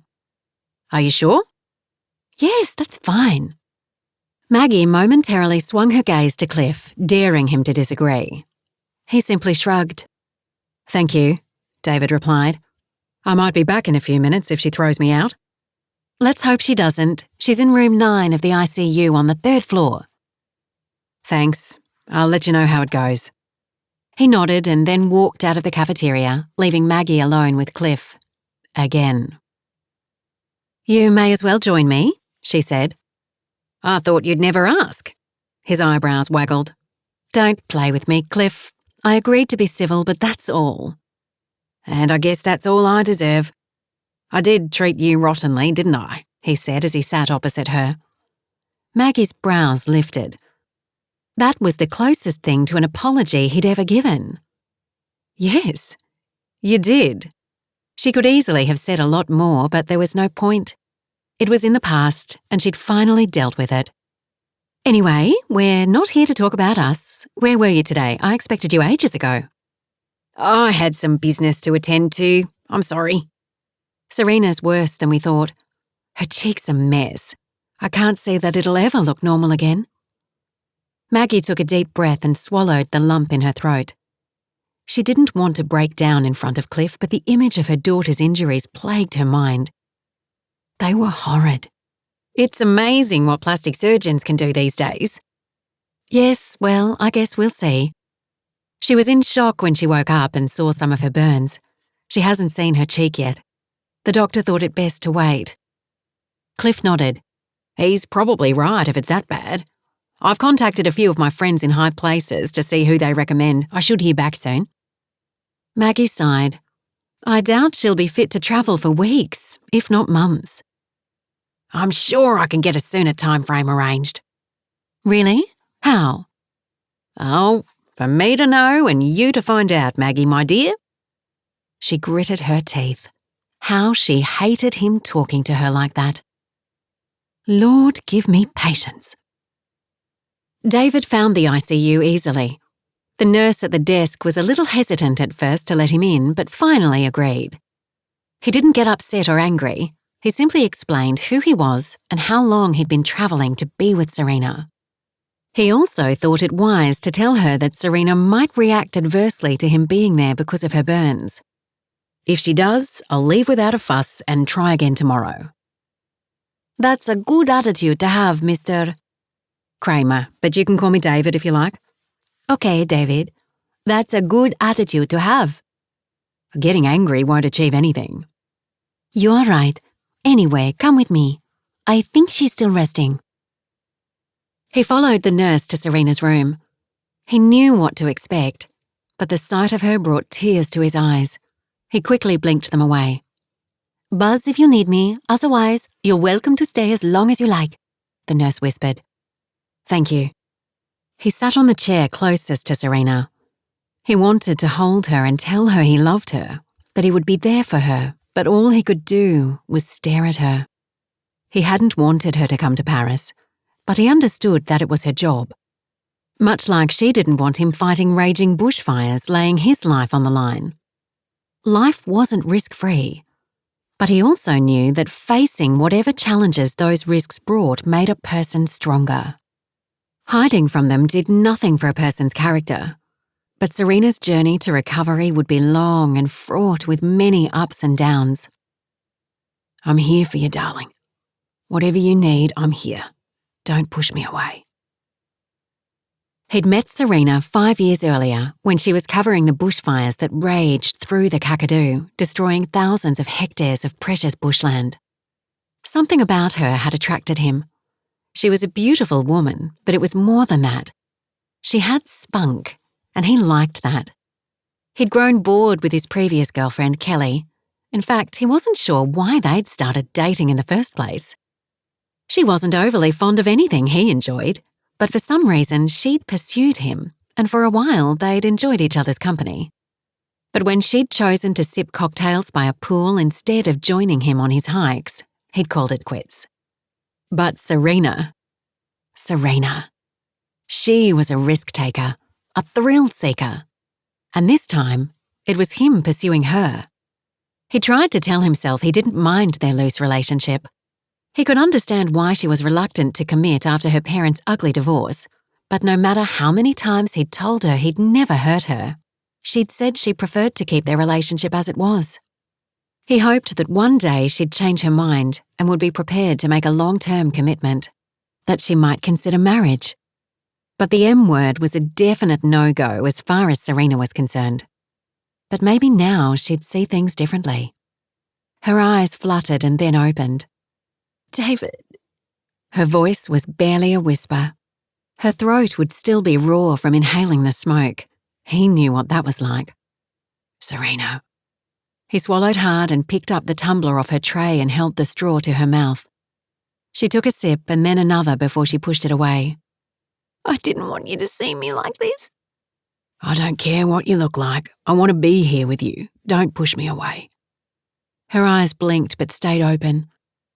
"Don't waste your life on me. I'm a mess." "But you're alive, Serena. You'll get through this. I'll help you." "So much pain." She groaned as she shifted in the bed. "Do you want the nurse?" She nodded. "I'll call for her. It'll be okay, darling. It'll get better." She turned her head and closed her eyes. As he buzzed for the nurse, anguish washed over him. He hated seeing Serena in so much pain. But her reaction was normal. It would take a while for her to start fighting. Right now, she simply wanted to give up.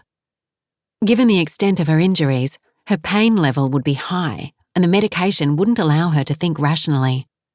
He knew that, so he'd do the fighting for her until she was able to do it herself.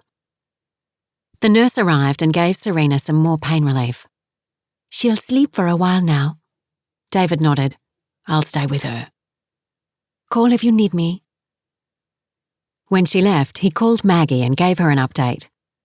"Are you sure you don't want us to sit with her? You must need a sleep." "Oh, I'm okay. I can sleep in the chair." "All right, as long as you're sure. I'll come and see her a little later." "No problem. Come whenever you want." "Thank you." He ended the call and took Serena's hand, stroking the small piece of unburned skin. "I love you, Serena. You'll get through this. I know you will." Chapter 30. Maggie slipped her phone into her pocket and relayed to Cliff what David had told her. "I guess we're redundant now that he's here," Cliff said. Maggie drew a breath. That's how she felt. Deflated. The whole time since arriving in Paris, the need to be with Serena had consumed her. Now that David was here and Serena hadn't pushed him away, she and Cliff weren't needed.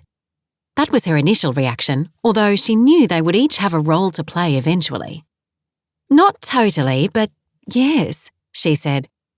"Well, I think we should use the time to explore Paris." Maggie's brows shot up. "Together?" "I don't see why not. We're adults, Maggie. Surely we can put our differences aside for a short while." "I'm not sure." "How about we try?" "It seems wrong to be enjoying ourselves while Serena's in such a state. And what if another blast goes off?" "Paris is a big city. We'll take care." "I'm not sure how we do that." He shrugged. "Keep our wits about us. Look for anything unusual." Maggie had to admit that the idea appealed a little. It would be a pity not to see any of Paris while she was there, but exploring the city on her own when the danger level was high was a little daunting. She would have much preferred to explore with Frank, but Cliff was here, so he would have to do. "Okay, I guess we can." "Good. You know, I always wanted to bring you here. I'm not sure why it never happened." Maggie gave him a pointed look. "Because you were always too busy. That's why." "Yes, I guess you're right. Well, we're here now, so let's make a start." He drained his coffee and tossed the cup in the bin. After you." He stepped aside to allow her to go ahead. "Where do you suggest we go first?" Maggie let out a sigh, hardly believing she was doing this. Somehow she felt disloyal to Frank. She'd do it once and then no more. She'd already explored Paris. It might have been years ago, but she'd seen all the sights. Cliff could explore on his own. How about the Eiffel Tower? That's always a good place to start. Sounds good to me. Lead the way. Maggie paused. Should they grab a taxi or take the metro? She glanced at Cliff. She couldn't see him catching a train, even though that was the cheapest and possibly the fastest way to get around the city. "I think we should catch a taxi," she said. "Whatever you think, Mags." She shuddered. She intensely disliked being called that. How did he not know after all these years? She turned around and told him.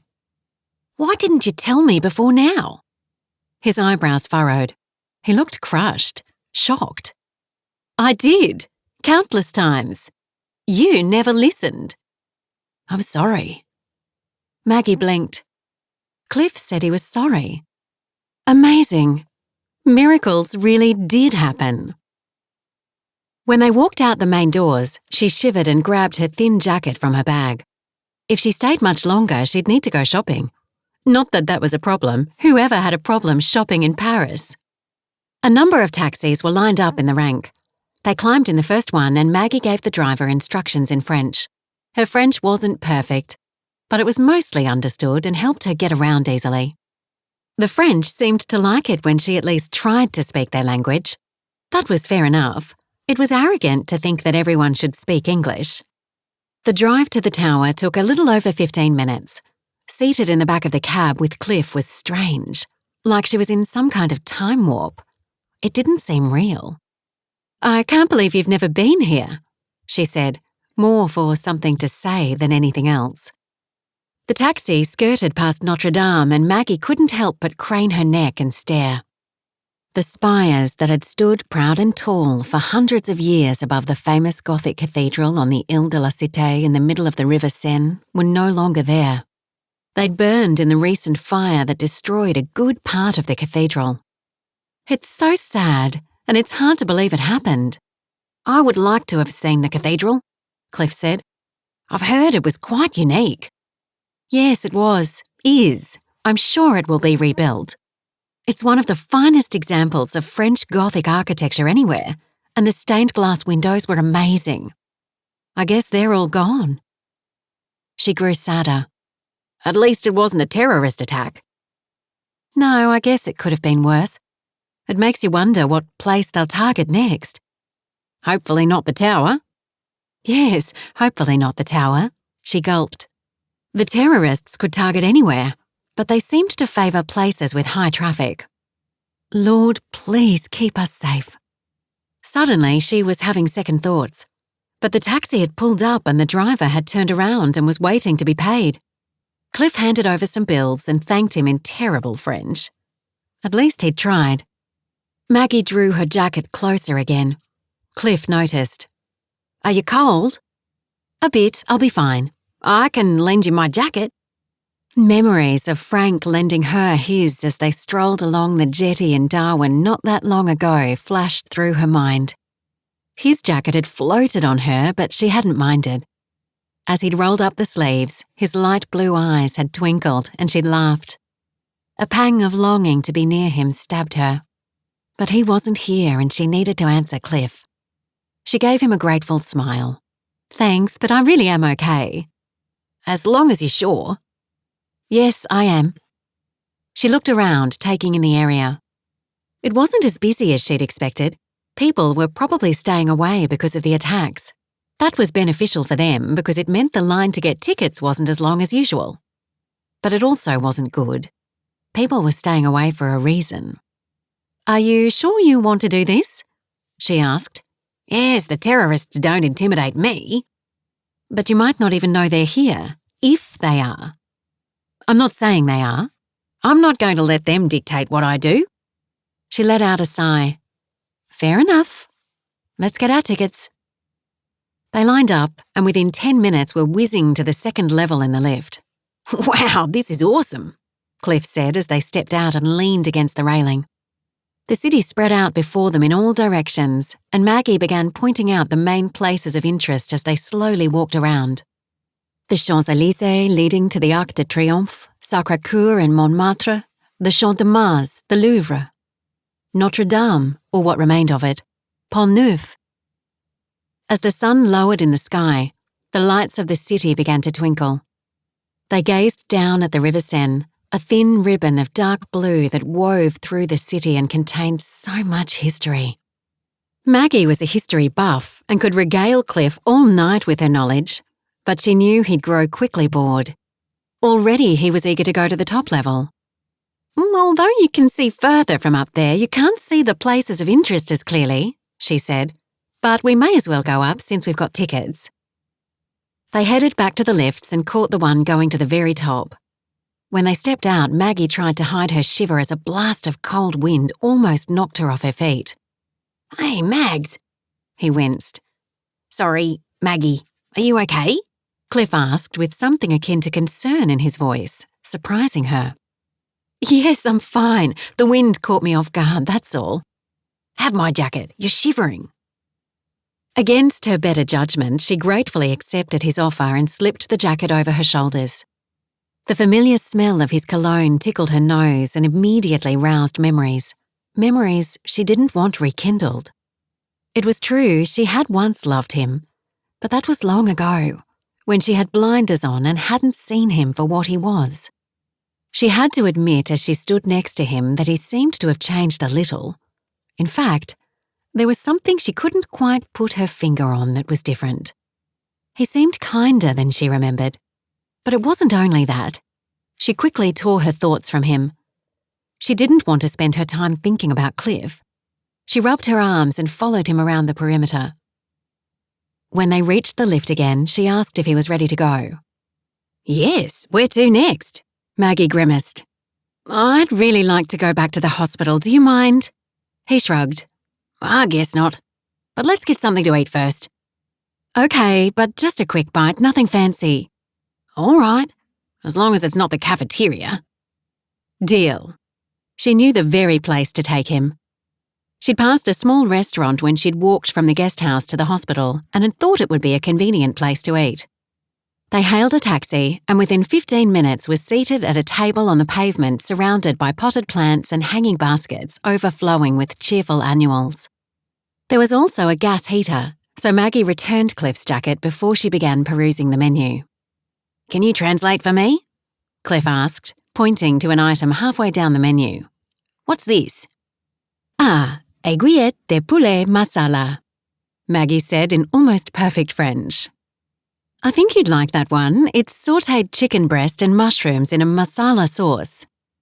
"Sounds good. I'll have it." "And I'll have the poulet cordon bleu." "I know what that is," he chuckled and called the waiter over and placed the orders using terrible French. The amused grin on the waiter's face made Maggie laugh, but she was impressed that at least Cliff had tried. "How long do you think you'll stay?" she asked as she sipped the sparkling mineral water the waiter had poured. Cliff's shoulders dropped.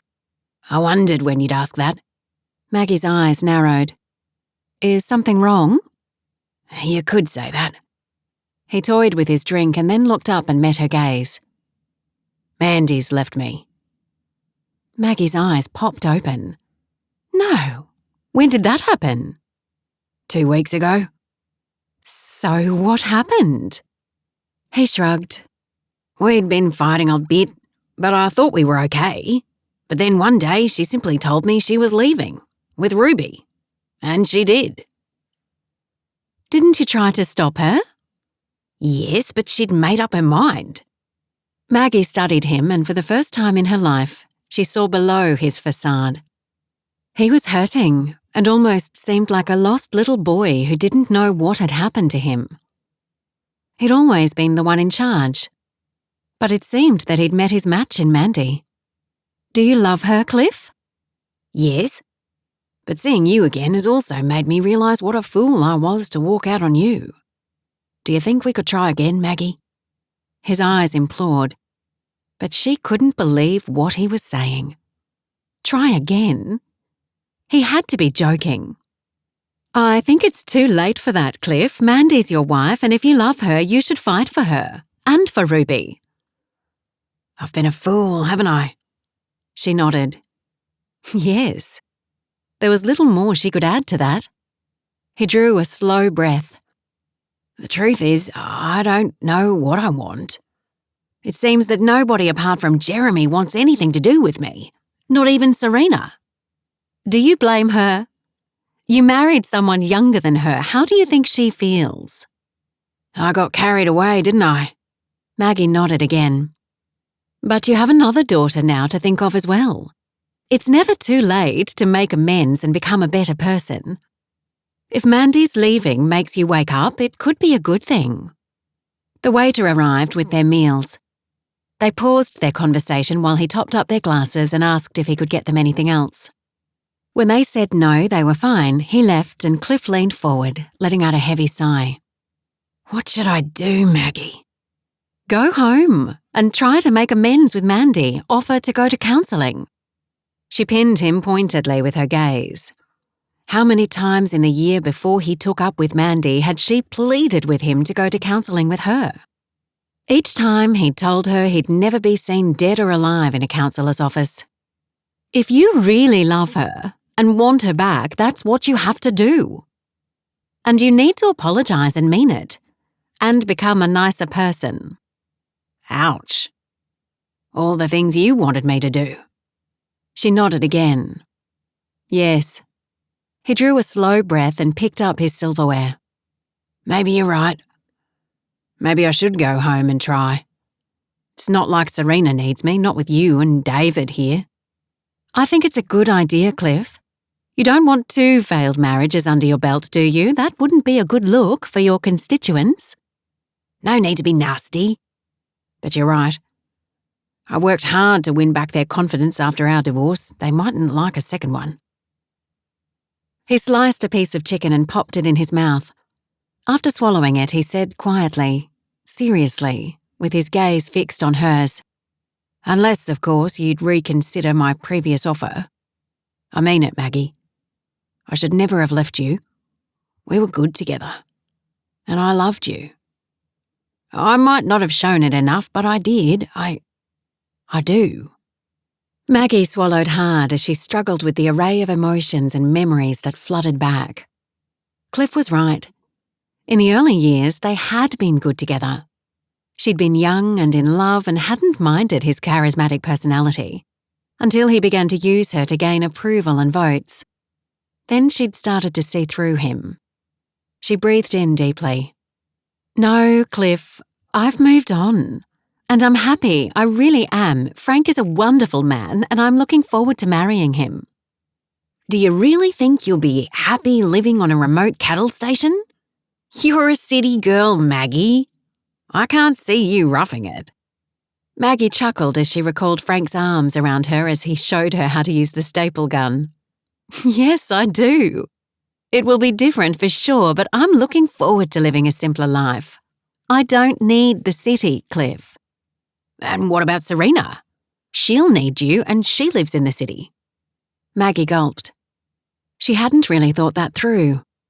No doubt when Serena was able to return to Australia, she would need her.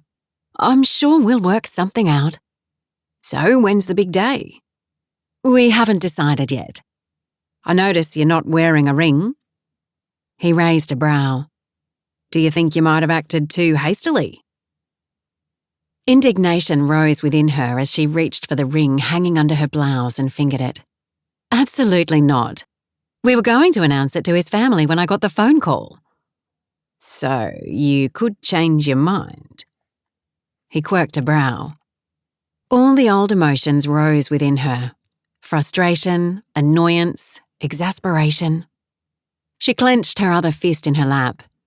She wouldn't allow him to do this to her. She leaned forward and glared at him. No, I am not going to change my mind. I love Frank and I'm going to marry him. End of story. Go home and get your own house in order and forget about me.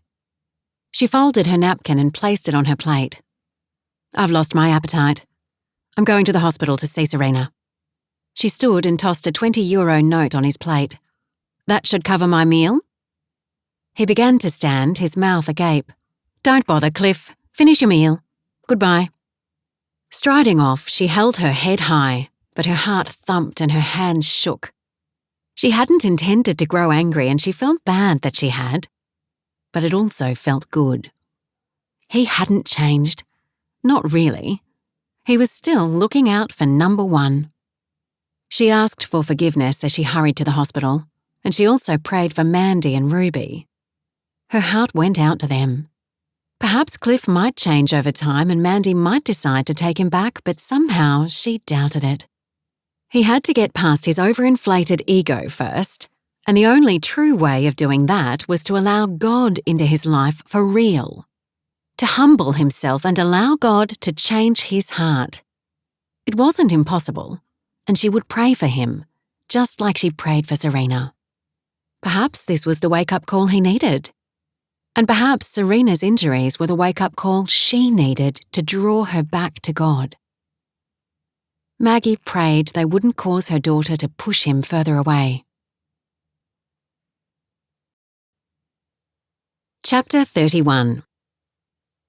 Frank's confrontation with Julian came sooner than expected. The rains came the day after the anniversary of Esther's death, and although they were prepared, there were always last-minute jobs. Julian had taken one of the quad bikes out early that morning to check on the herd on the western boundary, but had gotten into trouble. The quad had slipped in the mud, hit an embankment and rolled. He was lucky not to be badly injured, but the quad was damaged and would need to be fixed. Julian radioed in for help and Frank offered to go. He was only doing odd jobs around the property, nothing that couldn't wait. He headed out in the truck, taking with him some emergency supplies and medical equipment in case Julian was in a worse state than he'd indicated. It took over an hour to reach him. The tracks had already turned into raging torrents and deep culverts had appeared. The rain was so heavy at times he had to slow way down in order to see where he was going. He wasn't sure why Julian had chosen to take the quad instead of the truck when he knew rain was coming. He prayed for his son as he drove and asked God to give him wisdom with what to say when they rode back together. The breakthrough with Caleb yesterday had encouraged him greatly, and he knew God could do great things. And it wasn't as if Julian didn't believe. It was just that, somehow, he'd lost his way and allowed his heart to harden. The quad was wedged on its side in a deep culvert. Frank was glad to see that Julian hadn't been sheltering under it, but instead had hunkered down under his rain jacket away from the fast-flowing water. He stood and waved a hand as Frank approached. He was limping, but thankfully the quad had roll bars. Otherwise, he could have been a lot worse. Frank pulled up and jumped out, quickly zipping his jacket up and slipping on his hood. "Hi, son. Let me help." He placed his arm around Julian's shoulder before helping him climb into the passenger side of the truck. He quickly assessed his son's injuries before climbing in beside him. "Looks like someone was looking after you." He helped Julian out of his saturated jacket and covered him with a blanket. "Yeah, maybe. The rain came out of nowhere. Just like it always does. I should have known better. You don't need to say anything." He hunkered down in his seat. Frank lifted a brow and bit his tongue. That would have been his next question. Why did you take the quad? Instead, he asked if he'd like a mug of hot tea. Julian nodded. "Yes, please." Frank opened the flask and poured him a cup. "Get that into you. It should help." It wasn't cold outside. Far from it. With the rains came high humidity, but Julian was shivering, and Frank was a little concerned about him. Shock, perhaps? "Are you all right, son? Is it just your knee, or is there another injury?" "Not one that you can see." "Ah, that's it. Your pride's wounded." "Maybe." "No one's going to make fun of you." Julian lifted a brow. "Really?" "I'll make sure of it." "Just like you do with everything," Julian muttered under his breath. "Sorry, what did you say?" "Nothing." "I think you did. Spill the beans, Julian. Let's have it out once and for all. You won't want to hear it. Try me. Julian studied Frank as if weighing up the situation, making Frank wonder what was on his son's heart. A number of possibilities floated through his mind. Was he sick? Had he been hiding an illness from them all? Or were he and Janella splitting up? Did he want to leave Goddard Downs like Nathan and Olivia? Frank's thoughts raced, but then one of his favourite Bible passages popped into his head. Philippians chapter 4 verses 6 and 7. Do not be anxious about anything, but in everything, by prayer and supplication with thanksgiving, let your requests be made known to God. And the peace of God, which surpasses all understanding, will guide your hearts and your minds in Christ Jesus. He let out a deep sigh. Lord, I'm so sorry for worrying. I hand this to you. Whatever Julian is about to say to me, I'll handle it with your grace and your strength. It's not what you think. Or maybe it is, Julian said. Well, I won't know that until you tell me. Frank sipped his tea and, leaning against the truck door, faced his son and waited. Julian kicked his uninjured leg against the seat. Whatever it was seemed to be causing his son a whole lot of grief. Just say it, Julian. You've never been backward in being forward before. No. He lifted his head and met Frank's gaze. But I've also never had to tell you that unless you back off, I'm going to leave the station. What? What do you mean? I'm 38 years old and I'm tired of living under your control. You want to be in charge? He nodded. Well, what do I say to that? Frank scratched his head. Has this been your problem all along? If so, I don't understand why that would make you short with everyone else. Surely your grievance is with me alone, no one else. You're right. But it's been eating away at me and affecting all my relationships. Bitterness does that, you know. I'm not bitter. Oh, I think you are. You're bitter that you're not getting your way. That you have to acquiesce to me. I work harder than anyone else, but I don't get any credit. Come on now, Julian, that's not true. The research you did for the meeting was way more than I'd ever expected, and I told you so. But you didn't let me go. It might have turned out differently if you had. Are you saying you would have bribed that man? I'm not saying that at all. I'm just saying I might have been able to talk him around. Frank was about to say he didn't think so, but stopped himself. Perhaps he hadn't allowed Julian enough rope. He'd given him what he thought was enough, but perhaps it wasn't. Perhaps he did need to give him more responsibility. After all, he'd eventually be taking over the reins. But not yet. I'm not ready to hand them over. He jolted with shock. He'd never seriously considered what it would be like to step back and let someone else shoulder the responsibility for the station. As he contemplated his life with Maggie, he'd also contemplated the idea of slowing down a little, but letting someone else make the decisions? No, he hadn't considered that. What would it be like to hand over control to someone else? To Julian? His son was right. He did like being in charge. It was his station after all. No doubt his own father had experienced the same misgivings. It was a pity he wasn't here. If he was, they could have had a chat about it. Well, son, I'm thinking we both have some soul-searching to do. I don't know that it's as easy as me saying you're in charge now. It has to be a process, and I'm not sure I'm ready for that amount of change just yet. When do you think you will be? Because I don't know that I can stay like this forever. Frank let out a slow breath and drummed the dash with his fingers. He'd alluded to Olivia yesterday that he and Maggie might have an announcement to make, but hadn't stated definitively that they were engaged. Maybe he should tell Julian now. Maybe that would help. Frank looked at him.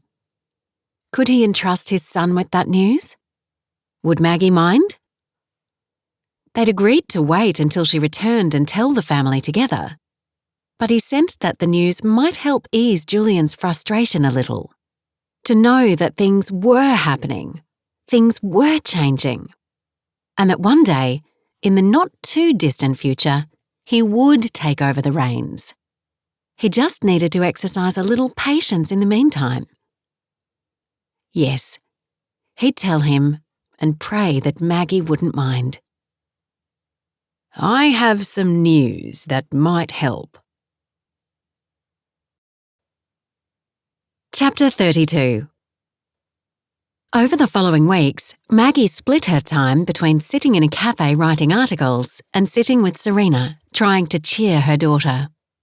Not only did she finish the articles, she ended up writing an entire piece on Mrs. Mary alone, and she also began writing Clara Goddard's biography. Cliff returned to Australia the day after she'd walked out on him, and she hadn't heard whether he'd been successful in reconciling with Mandy or not. She continued to pray for them every day. Not so much for Cliff, although she'd be over the moon if he truly did change his ways, but more so for Mandy and the baby.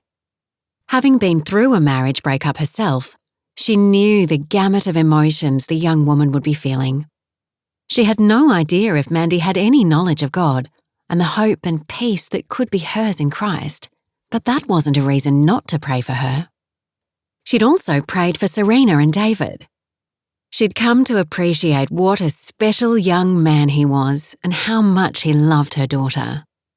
He'd told Serena again and again that he didn't care what she looked like, but she kept pushing him away, saying he deserved better. He didn't go away. He went every day to sit with her and encourage her through the countless surgeries and skin grafts.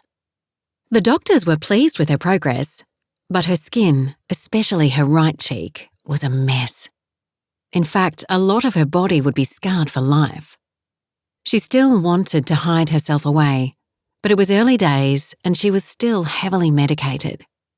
But she'd been given the all-clear to travel home to Australia, and Maggie and David had started to make the arrangements. Cliff had left sufficient money to hire a nurse to accompany Serena on the trip, and the flight was scheduled to leave Paris on the last Thursday in November. Maggie stood back while the nurse settled Serena into the wheelchair and prayed once again for her daughter. While her physical scars were beginning to heal, her emotional scars were still raw and deep. "Are you ready, sweetheart?" she asked after the nurse finished settling her. Serena looked up from the wheelchair, her face almost completely masked by the oversized sunglasses and headscarf she'd wrapped to cover the unsightly bandages she'd still have to wear for a few more weeks. She answered Maggie with her lips pursed. "Yes, but I don't see why I have to be wheeled out. I'm perfectly capable of walking out of here on my own." Maggie glanced at David and shrugged. They both knew that was far from the truth. Although the plaster cast was off her ankle, Serena still struggled to walk the 5 meters from her hospital bed to the bathroom. There was no way she could walk to the car. Plus, it was hospital policy to be wheeled out, and Maggie told her so. Serena didn't bother responding. Instead, she pulled the scarf tighter around her shoulders and hunkered down in the chair as the hired nurse, a young Australian woman by the name of Helen, wheeled her out of the hospital to the taxi waiting to take them to the airport. Although Maggie was excited to be going home, her heart was heavy. Her daughter was well enough to leave the hospital and make the long trek to Australia, but she was far from healed. Both the physical and emotional scars from the terrorist attack would be with her long after she left this place. Serena faced months of physical therapy, but at least they would be in the comfort of their own homes rather than a foreign city. Later, as Maggie sat in the plane waiting for takeoff, her thoughts shifted to Frank. He'd told her he'd be waiting at the airport in Darwin when they arrived. She'd told him it might be best to wait a few days to give her time to settle in. She didn't have the heart to tell him over the phone that she was having second thoughts. But the thought of telling him face to face made her feel sick in her stomach. Cliff's question had made her rethink her decision to marry Frank. Had she acted in haste like he'd suggested? Did she know Frank well enough to commit to spending the rest of her life with him on a remote cattle station, especially when she wasn't sure how welcome she'd be? She'd prayed a lot, but had no peace either way. She needed time. Time she prayed Frank would give her. Arriving at Darwin Airport almost 24 hours later, she was relieved, although a little disappointed that Frank wasn't there. She really did care about him. But did she love him enough to marry him? Did she even know what love looked like? Yes. David loved Serena, and Jeremy loved Emma. What she'd had with Cliff wasn't the true, abiding, deep love that conquered everything and would last through the good times and the bad. Frank had told her he believed their love was like that. Was it simply that she'd had too much time to think and spent too much time with Cliff? As she recalled the way her heart had pounded when Frank looked into her eyes and asked her to marry him, she'd had no doubt then. But he wasn't here, and she felt empty. She followed the others through the arrival hall and out to the taxi stand. As they exited the air-conditioned terminal, she walked into a wall of heat. She'd almost forgotten how suffocating summer in Darwin was. She shrugged off the jacket she'd draped over her shoulders and laid it on her suitcase.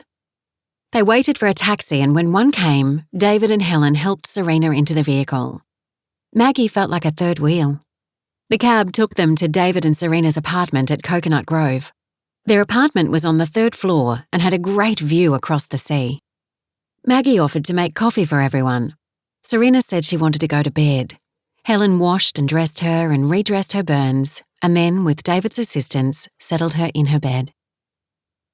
They'd arranged for the apartment to be cleaned prior to their arrival, and Maggie had ordered some basic groceries online. After Helen left, she made coffee for her and David. They needed to talk. The afternoon rain had just started and provided a welcome reprieve from the overbearing heat. They sat outside on the balcony in silence, watching the rain fall on the sea. Finally, Maggie broke the silence. "I think you're doing an amazing job with her, David. Not many men would have stood by when she's been so short-tempered and rude. She'll come out of it eventually. For your sake, I hope so." Maggie sipped her coffee. "I'm not sure what you'd like me to do now that we're back, but I'm willing to help in whatever way you want. I'm sure you'll need a break every now and then." "Thanks, I appreciate that. Let's see how things go over the next few days. I'm hoping now that she's out of the hospital, her attitude might change. I'm also hoping she'll get some counselling. I think she needs it." "She sure does." Maggie knew she needed more than counselling. She needed a heart transformation that could only be performed by the master surgeon himself. Anything less would only scratch the surface. She needed to see herself as he saw her, precious and loved despite her external scarring. But that might take time, although Maggie prayed daily for opportunities to share God's unconditional love with her daughter. "I'm looking forward to meeting Frank. Have you heard from him?" "Not since we left Paris. I'm guessing he'll call tonight." Maggie had half expected a text from Frank to pop up on her phone when she landed, but there hadn't been one. Usually, he either called or sent a text every day, and it concerned her just a little that he hadn't done either. But there was nothing stopping her from sending him one, other than her conflicted emotions. She hadn't told David and Serena about the engagement. They only knew they were seeing each other. Maggie finished her coffee and said she'd head back to her place. "I'll call in the morning and see how Serena is." David stood and walked with her to the door where she'd left her bags. "Are you sure you won't let me drive you?" "No, it's fine. I'm happy to get a cab." She stepped forward and gave him a hug. "Remember to call if you need me." "I will. Thank you for everything." "I'll be praying for you both." She felt him flinch a little, but guessed it was because it was the first time she'd said anything like that to him. She didn't normally talk about her faith, but since meeting Frank, she'd become bolder, and it felt good. There was no need to be ashamed. Even if David wasn't aware of his and Serena's need for God, Maggie knew that only he could truly heal her daughter's wounds. Arriving at her apartment, Maggie unpacked and took a shower. It was late afternoon, but she suddenly felt so weary. She made herself a toasted sandwich and a cup of tea, but before she finished either, her eyes had closed and she quickly fell into a deep sleep. Some time later, she woke to the sound of her phone ringing. Glancing at the time, she realised with a start that she'd been asleep for a good number of hours. It was Frank, and when she answered, she knew she still sounded groggy. I'm sorry if I woke you, Maggie. His voice was familiar and sent warmth coursing through her. She stifled a yawn. It's fine. I shouldn't have been asleep. Now I probably won't sleep tonight. Jet lag? I think so. It wasn't the best of flights. That was an understatement. Although they had business class seats, Serena had found it hard to get comfortable and had been demanding and short-tempered for most of the flight. Maggie could understand, but her manner had made the long flight uncomfortable for them all, and they'd only been able to snatch the odd hour of sleep here and there. If it hadn't been for Helen, Maggie was sure that neither she nor David would have gotten any at all. I'm glad you're back. So am I. Maggie turned the lamp on and rubbed the back of her neck. Her half-eaten sandwich looked very unappetising. I won't hold you for long. I just wanted to hear your voice. If it's not too soon, I was thinking of driving up this weekend. Julian said he can manage for a few days without me. Maggie swallowed hard. Crunch time was coming. That would be lovely, Frank. I don't have any plans at the moment, not until we know how Serena is coping with being back. Okay. I'll stay with Bethany and Graham this time. They'd like to meet you. And I'd like to meet them. That was true. She'd enjoyed her time with Frank's older sister Sarah when she and their mother had come to Goddard Downs for the weekend and Maggie had interviewed Mrs. Mary. So she assumed she'd like his younger sister Bethany. But what if she decided to slow things down with Frank? What if he'd already told his family about their engagement just like she'd told Cliff? He hadn't mentioned that he had, but she also hadn't told him that she'd told Cliff. No, she couldn't think like that. They were all adults, and she wouldn't allow herself to be pressured. If she needed time, she needed time. And they would all simply have to understand that. They talked for a bit, but Maggie had to apologise because, try as she might, she couldn't chat on as if everything was as it had been before she left. I need to go to bed, Frank. I'm sorry. Call me when you get to town. I sure will. If the roads are okay, I should be there by Saturday afternoon, but I'll let you know. I love you, Maggie, and I can't wait to see you. I love you too, Frank. Maggie swallowed hard. She wasn't telling an untruth, but she wasn't totally sure if she'd only said she loved him because she should, or if she truly meant it. When she hung up, she bowed her head in prayer. Lord, please guide and lead me and give me peace. I feel so conflicted. I don't want to hurt Frank, but I don't want to marry him unless I'm completely sure it's what you want and that I'm sure of my love. Please help me. Frank couldn't be more excited. He was about to see Maggie. The last 2 months had gone by incredibly slowly without her. Since it was the wet season and the roads were more dangerous, he'd taken 2 days to make the long drive to Darwin, and now, after stopping at Bethany and Graham's to freshen up and have a bite to eat and give his truck a quick clean, he was on his way to meet her. His whole being seemed to be filled with anticipation, and as he pulled up outside her place, his palms were sweating, and it wasn't just because of the humidity. She'd invited him to have afternoon tea at her apartment rather than meeting at a cafe or restaurant. For dinner, he'd planned on taking her back to Pearl's, the restaurant where they'd shared their first meal together, and had made a booking in the hopes she'd be agreeable. The complex where she lived consisted of 6 modern apartments, and although it was set back from the water, the bay wasn't a long stroll away. He pressed the buzzer for number 3 and waited like an eager schoolboy for her to answer. He even checked his breath and popped a mint just in case. She buzzed him through the security gate and told him her apartment was up 1 floor on the left. He found it easily, and before he could knock, she'd opened the door. He studied her for a moment, mesmerised by the sight of her. She was wearing yoga pants and a light floral shirt, and her hair smelled freshly washed. He took her hand and stepped towards her. Maggie. His heart beat a crescendo as he lowered his face and gently brushed her lips with his. I've missed you so much. He let go of her hand and slipped his arm around her waist, pulling her close. The feel of her skin against his made his pulse skitter. He breathed in her scent and after kissing the top of her hair, reluctantly released her. He'd bought a bunch of wildflowers which he presented to her. Smiling, she took them from him. Frank, they're lovely. She gestured for him to follow her inside. How was your trip? Long, she chuckled. I already knew that. Yes, of course you did. It was fine. No major dramas, although I came through some heavy showers. It's not a great time to be on the road. No, but it was worth it just to see you. She was placing the flowers in a vase and had her back to him. He came up behind her, wrapped his arms around her waist and nuzzled her neck. Frank!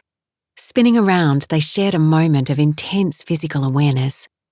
At that moment, the love he felt for her was so overwhelming. He lifted his hand and stroked her cheek before lowering his face. But just as his lips were about to find hers, she turned her head away. He frowned. Maggie, what's wrong? She shrugged. I'm sorry, Frank. I didn't mean to do that. It's just... Just what, my love? She nibbled her lower lip. Let me fix us a drink and we can talk.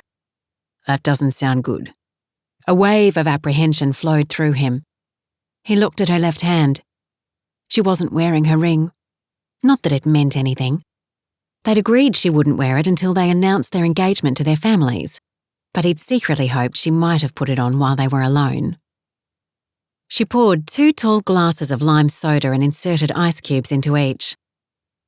Come and sit down. She gestured to the cane lounge suite in her living area. She sat on one of the single chairs and he perched on the other. His heart beat in his throat. Was she about to call off their engagement? I don't know how to say this, Frank, so I'll just say it. I don't like beating around the bush. He was right. She was about to call it off. Now he felt ill. What is it, Maggie?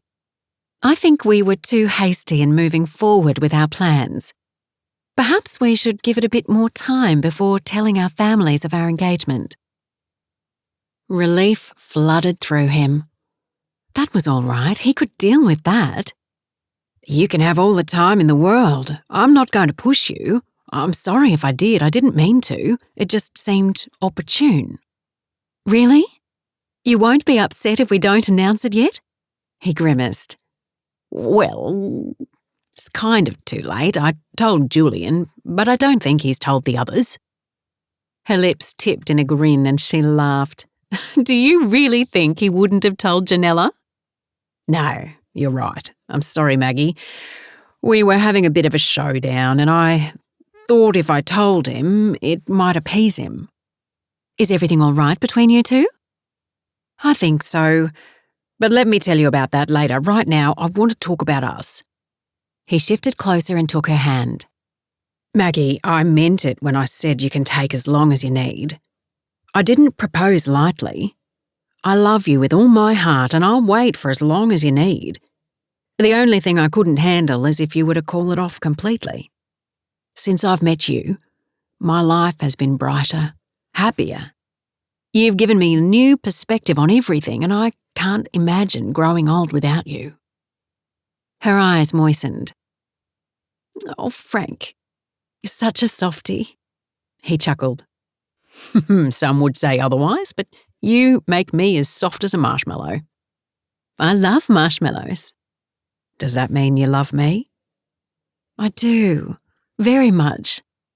But I think we need more time to get to know each other. It hasn't been very long. It seems like it has. Maybe. But we need to be completely sure. I'd like to do more things together before we commit. Like what? She shrugged. Maybe go on that camping trip you mentioned. Really? She nodded. It's not great weather for camping. We could go glamping. His brows knitted together. Glamping? What's that? You've never heard of it? Nope. Enlighten me.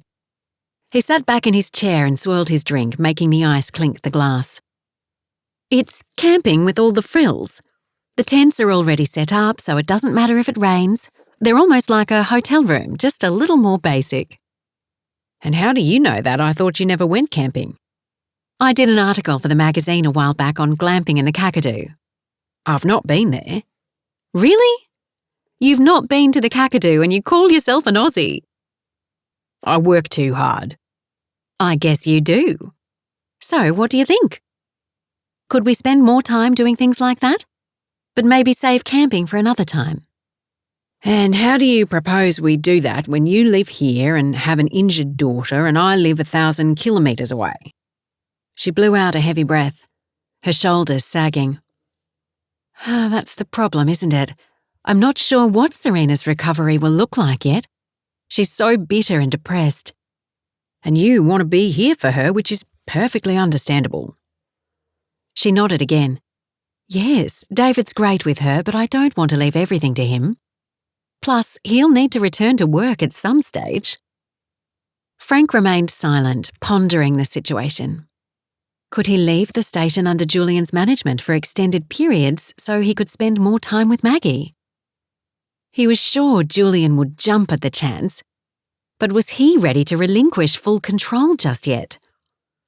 He wasn't sure. But if it meant that he and Maggie could marry sooner than later, perhaps he could. Maybe I could spend half of each month here in Darwin.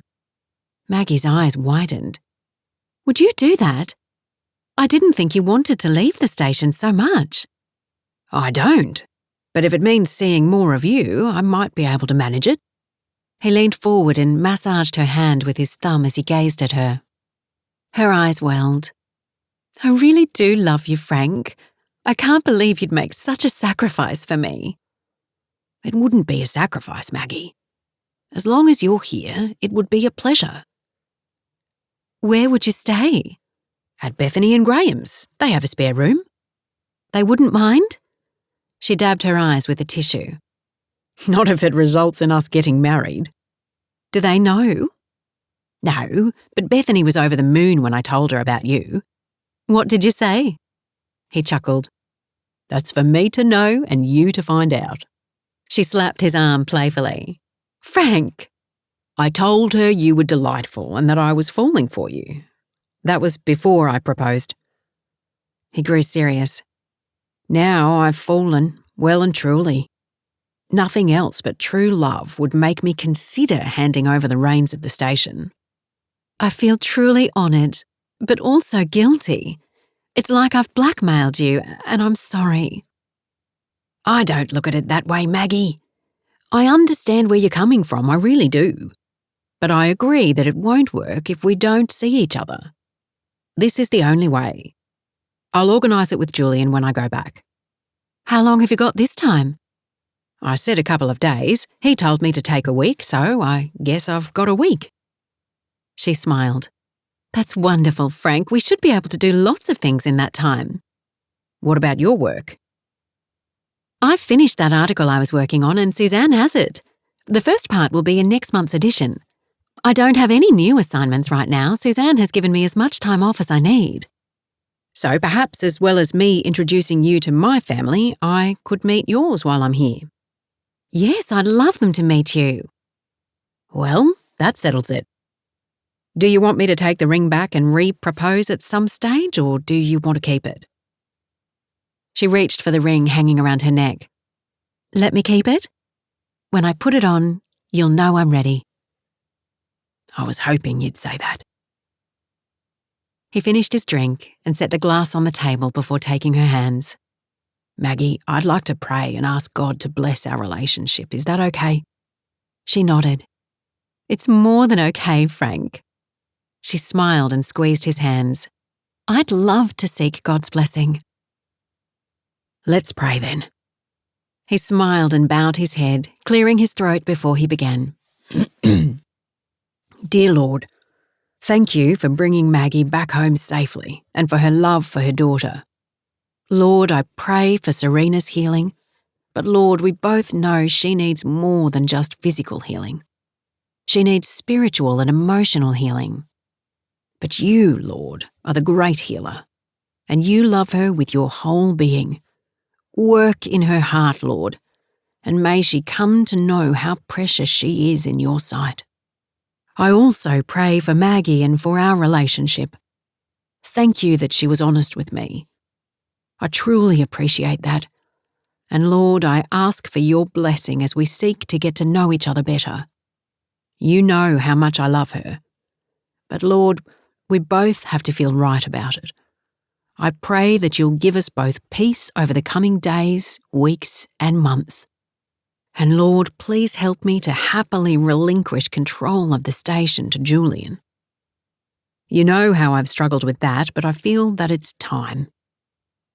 Bless both our families, dear Lord, and may each of our children and grandchildren come to know your saving grace. In Jesus' precious name I pray. Amen. Maggie continued, "And Lord, I thank you for Frank and for his understanding manner.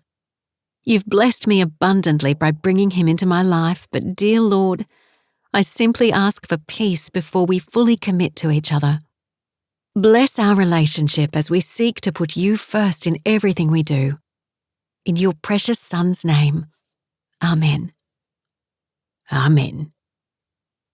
Frank opened his eyes and smiled. Maggie, you're the most beautiful woman I know, and I love you with all my heart. I just want you to know that. She chuckled. "You've already said that a few times today." I know. Well, you'd better get used to it. "I don't think that will be too hard." He held her gaze and had a real desire to embrace her. But instead, he told her about the booking he'd made. Her face lit up. "Pearls again?" Yes, I have fond memories of the place. "So do I. Give me a few moments and I'll get ready. Would you like another drink while you're waiting?" No, I'll be fine, thanks. I'm happy just sitting here. "Okay, I won't be long." No hurry, take your time. As she stood and walked down the hallway, his gaze followed her. There was nothing about Maggie Donovan he disliked. Nothing. Chapter 33. After Maggie left Frank, she walked down the hallway to the bathroom, closed the door, and allowed relieved tears to fall. She couldn't help it. She'd been so anxious about telling him she wanted to delay their engagement, she'd almost made herself ill. But he'd been so understanding. It would have been a totally different story if it had been Cliff. Frank's reaction made her love him more. In fact, despite her resolve to wait and get to know each other better, she was almost tempted to say she was ready to commit, right now. But that would be impetuous, and she didn't want to be impetuous. She wanted to be 100% sure. No, she would do what she'd suggested and spend more time with him, get to know him better, starting with their dinner date at Pearl's. She splashed her face with cool water and applied the tiniest bit of makeup. It was useless putting much on because it would only slide off in the humidity. She then brushed her hair and clipped it up to get it off her neck. Frank was dressed casually in chinos and a white polo shirt, so she chose a simple pale blue summer dress and her row of pearls. Quite fitting since that was where they were going. She then slipped on her low heels, grabbed her purse and headed down the hall. Her heart skipped a beat when Frank looked up at her admiringly and smiled. She really did love him. Of that, she was sure. They took his truck, although she offered the Jeep. I cleaned it at Bethany's before I came, he said, his eyes twinkling. I guess I'm a bit old-fashioned and want to drive my lady. I'd let you drive the Jeep, she said. Don't you like my truck? His shoulders sagged a little and his forehead creased. She squeezed his arm while stifling a chuckle. Your truck is fine. I don't mind, really. And you didn't have to clean it. Oh, I did. It was covered in a thick layer of red mud. Well, I guess it's best you did. He placed his hand against the small of her back as they headed to the door, reminding her of when Cliff did that in Paris. She'd felt that Cliff was trying to exert control over her. With Frank, all she felt was love.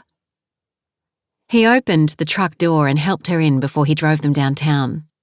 The afternoon storm had come and gone, and the sky was a clear blue as they walked hand in hand along the wharf to the restaurant. Frank was so easy to be with.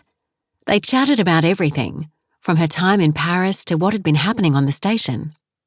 She was eager to hear how Caleb was doing after making his commitment. They sat at their table and ordered drinks and a prawn appetizer before he told her that Caleb was doing well. We have a short Bible study together most days, and he has a real thirst to know more. It's like for the first time in his life everything makes sense, although I do feel he still needs to talk with a professional counsellor. Just like Serena does. I hope she agrees soon. I've learned it's no use pushing. Prayer and patience are what's needed. I think you're right. They continued chatting throughout the meal. Occasionally their fingers touched, and each time a tingle went through her body. Later they strolled along the wharf, pausing to watch the sunset. The colours were magnificent. They always were at this time of year. Deep orange and crimson splashed across the horizon. God's canvas. It was simply breathtaking. Frank slipped his arm around her shoulders and kissed the top of her head. I'll never tire of this. She snuggled closer. Nor will I. The following morning, Frank picked her up for church. She'd offered to go with him to his sister and brother-in-law's church in downtown Darwin. He said he'd like that and told her they'd invited them for lunch after church. Maggie had deliberated over what to wear, but in the end decided on a knee-length floral dress. It was too hot to wear trousers, although Frank was wearing them. In Darwin, most men wore shorts everywhere, even to church, but Frank was true to his word. He was old school and preferred wearing trousers when worshipping, regardless of how hot and uncomfortable they were. He embraced her at the door and said she looked lovely. "You look pretty good yourself," she replied. And he did. For a man who lived on a remote cattle station, he scrubbed up well. Shall we go? He offered his arm and she took it, and together they walked to his truck. Have you heard how Serena is today? He asked as they drove the short distance. Yes, I called David this morning. She's up and eating breakfast on their balcony. That's an improvement, isn't it? She nodded. Yes, she hasn't wanted to get up since we've been back.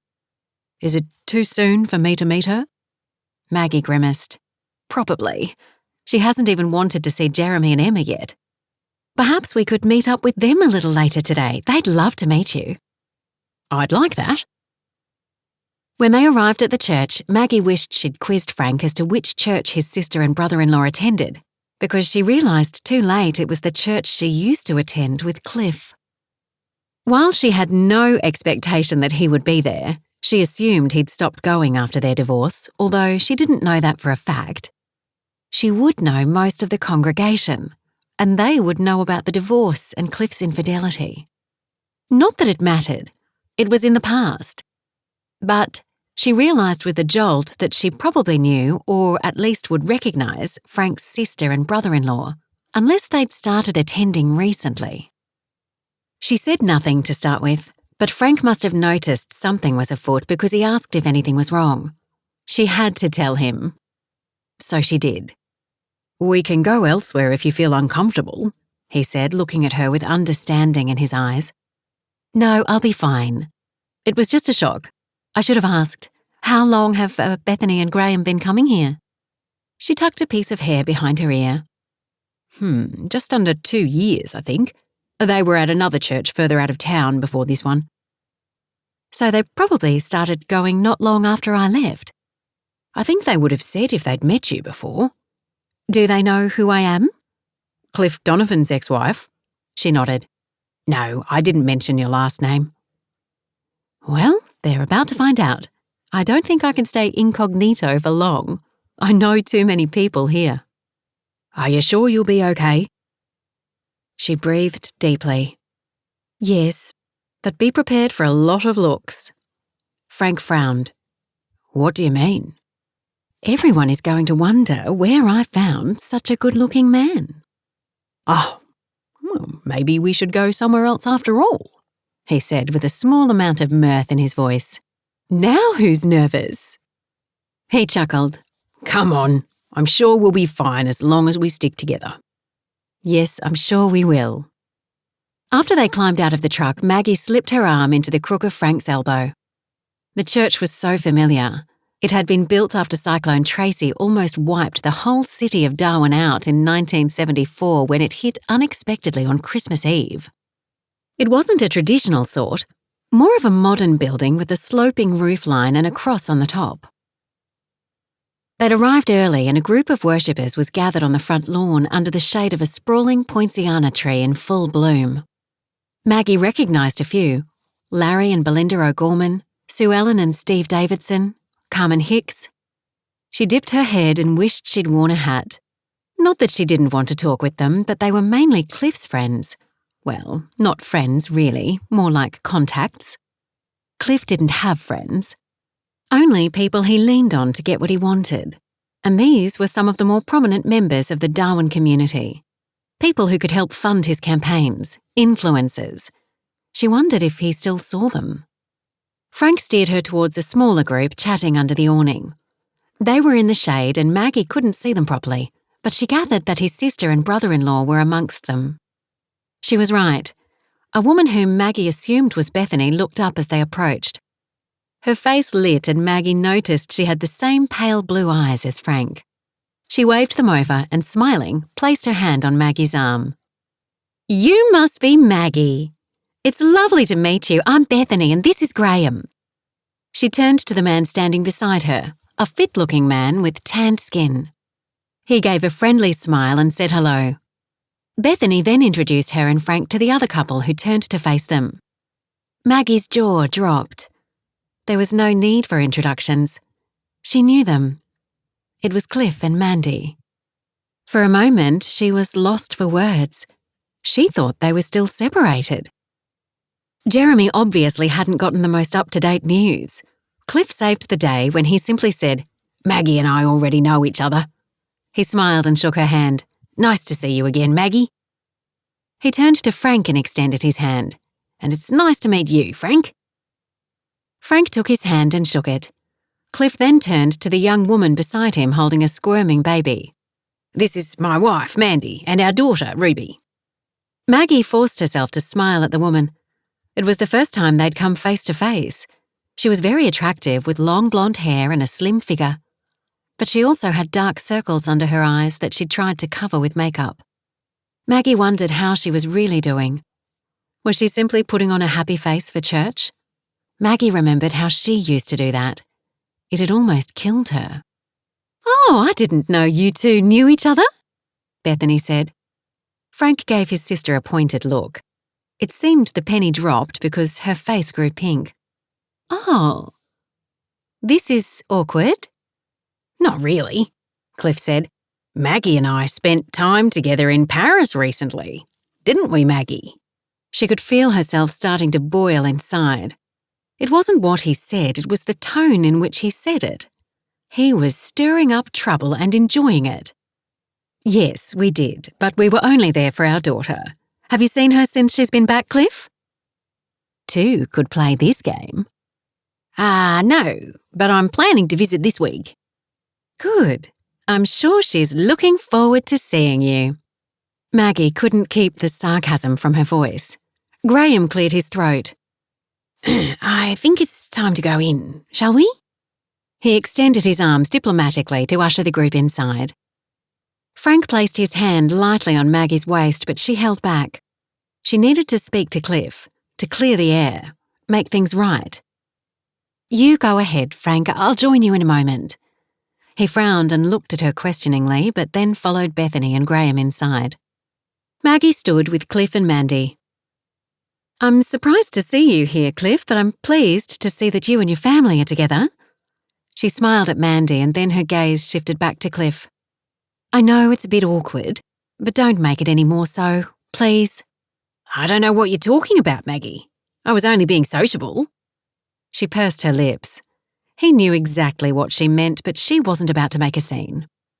Okay, let's leave it for now and go inside and worship. That's what we're here for, isn't it? Yes, you're absolutely right. No other reason at all. He turned to Mandy and took the squirming toddler from her, jiggling her on his hip. Maggie fought the turmoil of emotions swirling inside her as memories of him holding Serena and Jeremy as toddlers outside this very church flooded back. Where had the years gone? And how had things turned out so badly for them? She prayed silently for Mandy. She was so young, and although possibly strong, no one escaped emotional turmoil in a rocky relationship. No one. Maggie guessed she must have loved him enough to take him back. But had things really improved between them? Somehow, she doubted it. The group walked inside. She was relieved when Cliff chose a pew on the other side of the church from where Frank was sitting with Bethany and Graham. She nodded to the couple as she left them to join Frank. No doubt many eyes were on her, but she didn't care. She kept her gaze down and slid into the pew beside him. He took her hand and squeezed it. She smiled and then drew a slow breath as she prepared herself for worship. She would forget about Cliff sitting behind her and those whose eyes might be on her. She was in church with the man she loved, about to worship God. That was all that mattered. The worship leader asked the congregation to stand and sing Indescribable, one of Maggie's favourite worship songs. She opened her heart to the Lord afresh as the words of the song washed over her soul, comforting her. The Lord was in control, despite the challenges all around. Indescribable, uncontainable. He placed the stars in the sky and knew them by name. Powerful, untamable, amazing. Awestruck, Maggie wanted to lift her hands in worship, but instead she closed her eyes and lifted her heart to God. Once the service ended, she felt she could speak to several of her old friends she hadn't seen since she'd stopped attending the church. It would be rude if she didn't. She asked Frank if he minded. He said he didn't. "I won't be long." She squeezed his hand and smiled before making a beeline for the front of the church where her friends Sandra and Julianne were chatting. Their eyes widened as she approached. "Maggie!" Sandra exclaimed. "I didn't expect to see you here. How are you?" She leaned forward and kissed her on the cheek. "I'm good. I came with—" She hesitated, wondering what title she should give Frank. Not fiancé. Not yet, anyway. "With a good friend." "Oh, yes?" Julianne smiled. "Male or female?" Maggie winced. Of course they'd want to know. The pair had been disgusted with Cliff's infidelity and had, in no uncertain words, encouraged her to move on. She guessed they'd be happy to hear she had. "Male?" she whispered with a chuckle. "Good for you. Where is he?" Sandra asked, craning her neck to see past the crowd. Maggie turned and spotted Frank exiting with Bethany and Graham. Even from a distance, the sight of him made her heart flutter. "He's leaving now, walking beside the couple holding hands." "He looks nice," Julianne said. "Is he friends with Bethany?" "Her brother." "Not the one who owns the cattle station out in the Kimberley?" Julianne asked. Maggie nodded. "So you know Bethany?" "Yes, she's been coming to our Bible study group. You should come back, Maggie. We miss you." Sandra reached out and squeezed her hand. "I miss you all too," Maggie replied. And she did. Since the divorce, her only true friend had been Suzanne, her boss. She'd kept to herself at her new church, not getting involved in any of the study groups. "I'll think about it. So, how are you two doing? How are your families?" She hoped to divert the attention away from her and Frank, and it seemed to work. They chatted for a while before Maggie felt she needed to find him. "I've got to go, but let's keep in touch." "Sure, let's meet for coffee sometime. I'll call you. I've still got your number," Julianne said. "Sounds lovely," Maggie replied, leaning in for a hug. She wove her way through the dwindling congregation, keeping her head dipped to avoid any further conversations as she headed for the side exit. She found Frank standing beside Bethany and Graham and a couple of other people under the shade of the tree, sipping cool drinks. It was too hot for coffee or tea. Frank slipped his arm around her shoulders as she joined him. There was no hiding the fact that they were a couple. Bethany introduced her to the others. Thankfully, Maggie didn't know them. They were new to the church, and Bethany simply introduced her as her brother's friend. She was happy about that. While she was chatting, she couldn't help but let her gaze wander. But Cliff and Mandy were nowhere to be seen. Relief washed over her. She could do without another confrontation right now. Frank whispered in her ear and asked if she'd like to leave. She nodded. He stepped closer to Bethany and told her they were off and would see them at their home. He had his own key. Climbing into the truck, Frank started the engine and cranked up the aircon before squeezing Maggie's hand. "Are you okay, my love?" His eyes were soft and filled with genuine care. She nodded. Yes, just. It was confronting, but in some ways cathartic. I've been hiding from everyone for so long. It's probably time I started reconnecting with old friends. But not ex-spouses? She chuckled. Definitely not ex-spouses. Chapter 34. After leaving the church, Frank and Maggie drove to Bethany and Graham's house, a modern brick home in the middle of Stewart Park, one of the better suburbs in Darwin. When they arrived home soon after, and while the men cooked the steak on the barbecue, Maggie helped Bethany in the kitchen put the finishing touches to the salad she had prepared earlier. Bethany was easy to talk with, and when she apologised for not realising Maggie was Cliff Donovan's ex-wife and for the awkwardness it had caused, Maggie waved it off. It was a shock to see him there, but I survived. I enjoyed the service and catching up with my old friends. They ate lunch on the deck overlooking the blue waters of Fanny Bay, but while they were eating, the afternoon storm rolled in early and they had to quickly pull down the plastic blinds to keep the wind and rain out. The storm was spectacular. The sky had turned from blue to inky grey in an instant, and claps of thunder made them jump while lightning split the sky. The storm was short-lived but intense, but it did lighten the heavy air. After they finished eating, Maggie asked if she could see some of Bethany's artwork. She'd noticed some on the walls while helping with the lunch preparation and was intrigued by them. They were mainly landscapes of the Kimberley and the Kakadu, and they were very good. "Sure," Bethany said. "I don't have many here, only my favourites. Most are on display at the gallery." Maggie studied the array of paintings with admiration. "I have to admit I can't paint, but I love photography. I took so many shots while I was doing my last assignment." "When you met Frank?" Maggie nodded. "Yes, it's beautiful country out there, but I guess you know that." "Yes, but I left many years ago. I'm well and truly a Darwinite now." "Which do you prefer?" "I'm not sure I was cut out to be a country girl, although I was born out there. I love it in small spurts, but it can be very isolating at times." "Frank seems to love it. Goddard Downs is his life." Maggie swallowed hard. She'd figured as much. That he was prepared to spend half his time in Darwin to be with her was humbling, but also concerning. What if he didn't cope and grew restless? And what would he do with his time? Would they find enough to do to keep him occupied? "How did you like it when you were out there?" Bethany asked. Maggie sensed she was fishing.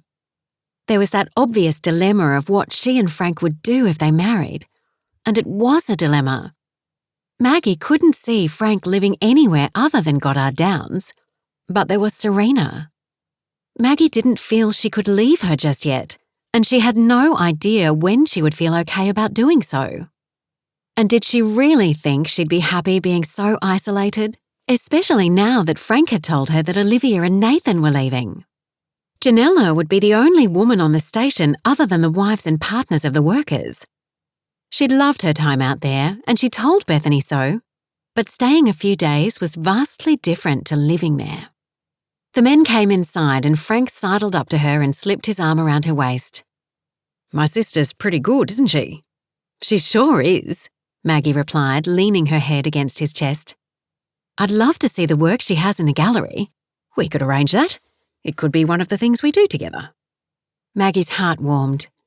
He was already trying so hard. But she couldn't see him being happy wandering around art galleries and the like for a week. although they'd had so much fun when they went to the markets a while back. Bethany offered coffee or tea, but Frank said he'd pass, and if she didn't mind, he and Maggie might take a drive. He suggested they meet up at the markets for dinner and watch the sunset together. "Oh, I think you two might like to do that on your own." Bethany gave him a wink. Maggie felt her cheeks warm. Bethany was certainly not blind regarding their relationship. Well, yes, but you're more than welcome to join us, aren't they, Maggie? She nodded. "Yes, of course." "Well, that's very kind of you, but we'll pass this time. We're planning our next trip away and we need to do some work on it." "Oh, where are you going?" Maggie asked. "Europe. We're planning on spending Christmas with our eldest son and his wife who live in France. We're hoping to have a white one since they live so close to Mont Blanc." "That sounds lovely, but I'd suggest giving Paris a miss." "Yes, we've been there before, so we thought we'd bypass it this time. How is your daughter doing?" Maggie drew a deep breath. "Not so well, but it's early days. I can't imagine what she must be going through. If there's anything we can do, please let us know." "Thank you. I appreciate that. If you could pray, that would be great. I'm more concerned about her mental and emotional state than her physical, to be honest." "I can understand that. We'll be sure to uphold her in prayer." "Thank you." Frank said he needed to grab something and then they'd head out. Maggie used the opportunity to freshen up, and then when he returned, she thanked Bethany and Graham for their hospitality before they walked out together to Frank's truck. "Your sister and brother-in-law are very hospitable," she said as she clipped her seatbelt up. Yes, they are. I enjoy their company a lot. He reached out and squeezed her hand. "So, my love, where are we headed?" Maggie glanced at her watch. It wasn't quite 3, so they had an hour or so to fill before meeting up briefly with Jeremy and Emma and the children. She'd called them earlier to see if they had some time that afternoon, and they'd arranged to meet at the duck pond in the Bicentennial Park for a short while so Sebastian, their 3-year-old, could play while the adults chatted. "How about we go to East Point and take a walk?" "Sounds perfect." He headed the truck in the direction of the point, and when he pulled up a short while later and parked at a spot that overlooked the expansive bay, he leaned over and pulled her into his arms. "Oh, I can't help it, Maggie. I just want to hold you." She chuckled. "It's okay, but I think this handbrake is in the way." "Oh, sorry about that. The truck's not that comfortable, is it?" "I told you we should have brought the Jeep." "I'll be sure to listen to you next time." "Okay, let's take that walk." As their gazes met, she forgot about the handbrake and lifted her hand to his cheek and gazed into his eyes. "I do love you, Frank. So very much." He lowered his mouth and kissed her ever so gently. She was surprised by her own eager response to the touch of his lips. She didn't want the kiss to end, but finally she couldn't take the handbrake digging into her side any longer and pulled away. "Let's take that walk now," she said, chuckling. Chapter 35. After spending a pleasant hour at East Point, Frank and Maggie headed back to Bicentennial Park to meet Jeremy and Emma. They'd just pulled up in their Toyota Prado when Frank pulled into the car park. "That's them over there," Maggie said, pointing to the white vehicle. Frank parked beside them and tipped his hat to Jeremy. He'd grabbed it just before they left Bethany and Graham's, and Maggie had decided she preferred him with it than without it. It truly suited him. They climbed out and Maggie made the introductions before taking her little granddaughter in her arms. She'd missed the first 2 months of her life while she was in Paris, so she needed to make up for lost time. "She's growing so quickly," she said, cooing at the baby. She was delighted when the baby girl smiled at her. Sebastian was clinging to his mother's legs until Jeremy suggested they feed the ducks. He let go and then ran off happily with his dad in tow. When they reached the edge of the pond, a flock of ducks flew in and landed gracefully on the water and were now paddling quickly to where another young family were already tossing bits of bread to them. "Come on, let's join them," Maggie said to Frank, smiling. "Sure. I must say, you look very comfortable with that little bundle." Maggie smiled. "She's gorgeous, isn't she?" She showed baby Chloe to Frank as they walked. She sure is. Reminds me of my grandkids when they were that size. How many do you have, Frank? Emma asked. 4. The eldest recently turned 13 and the youngest is going on 2. And they live on the station with you? For now. 2 of them will be moving to Darwin soon. Oh, well, that will give you even more reason to visit. Frank chuckled as he placed his hand on Maggie's back. Yes, I can see I'll be doing a lot of driving. You could fly.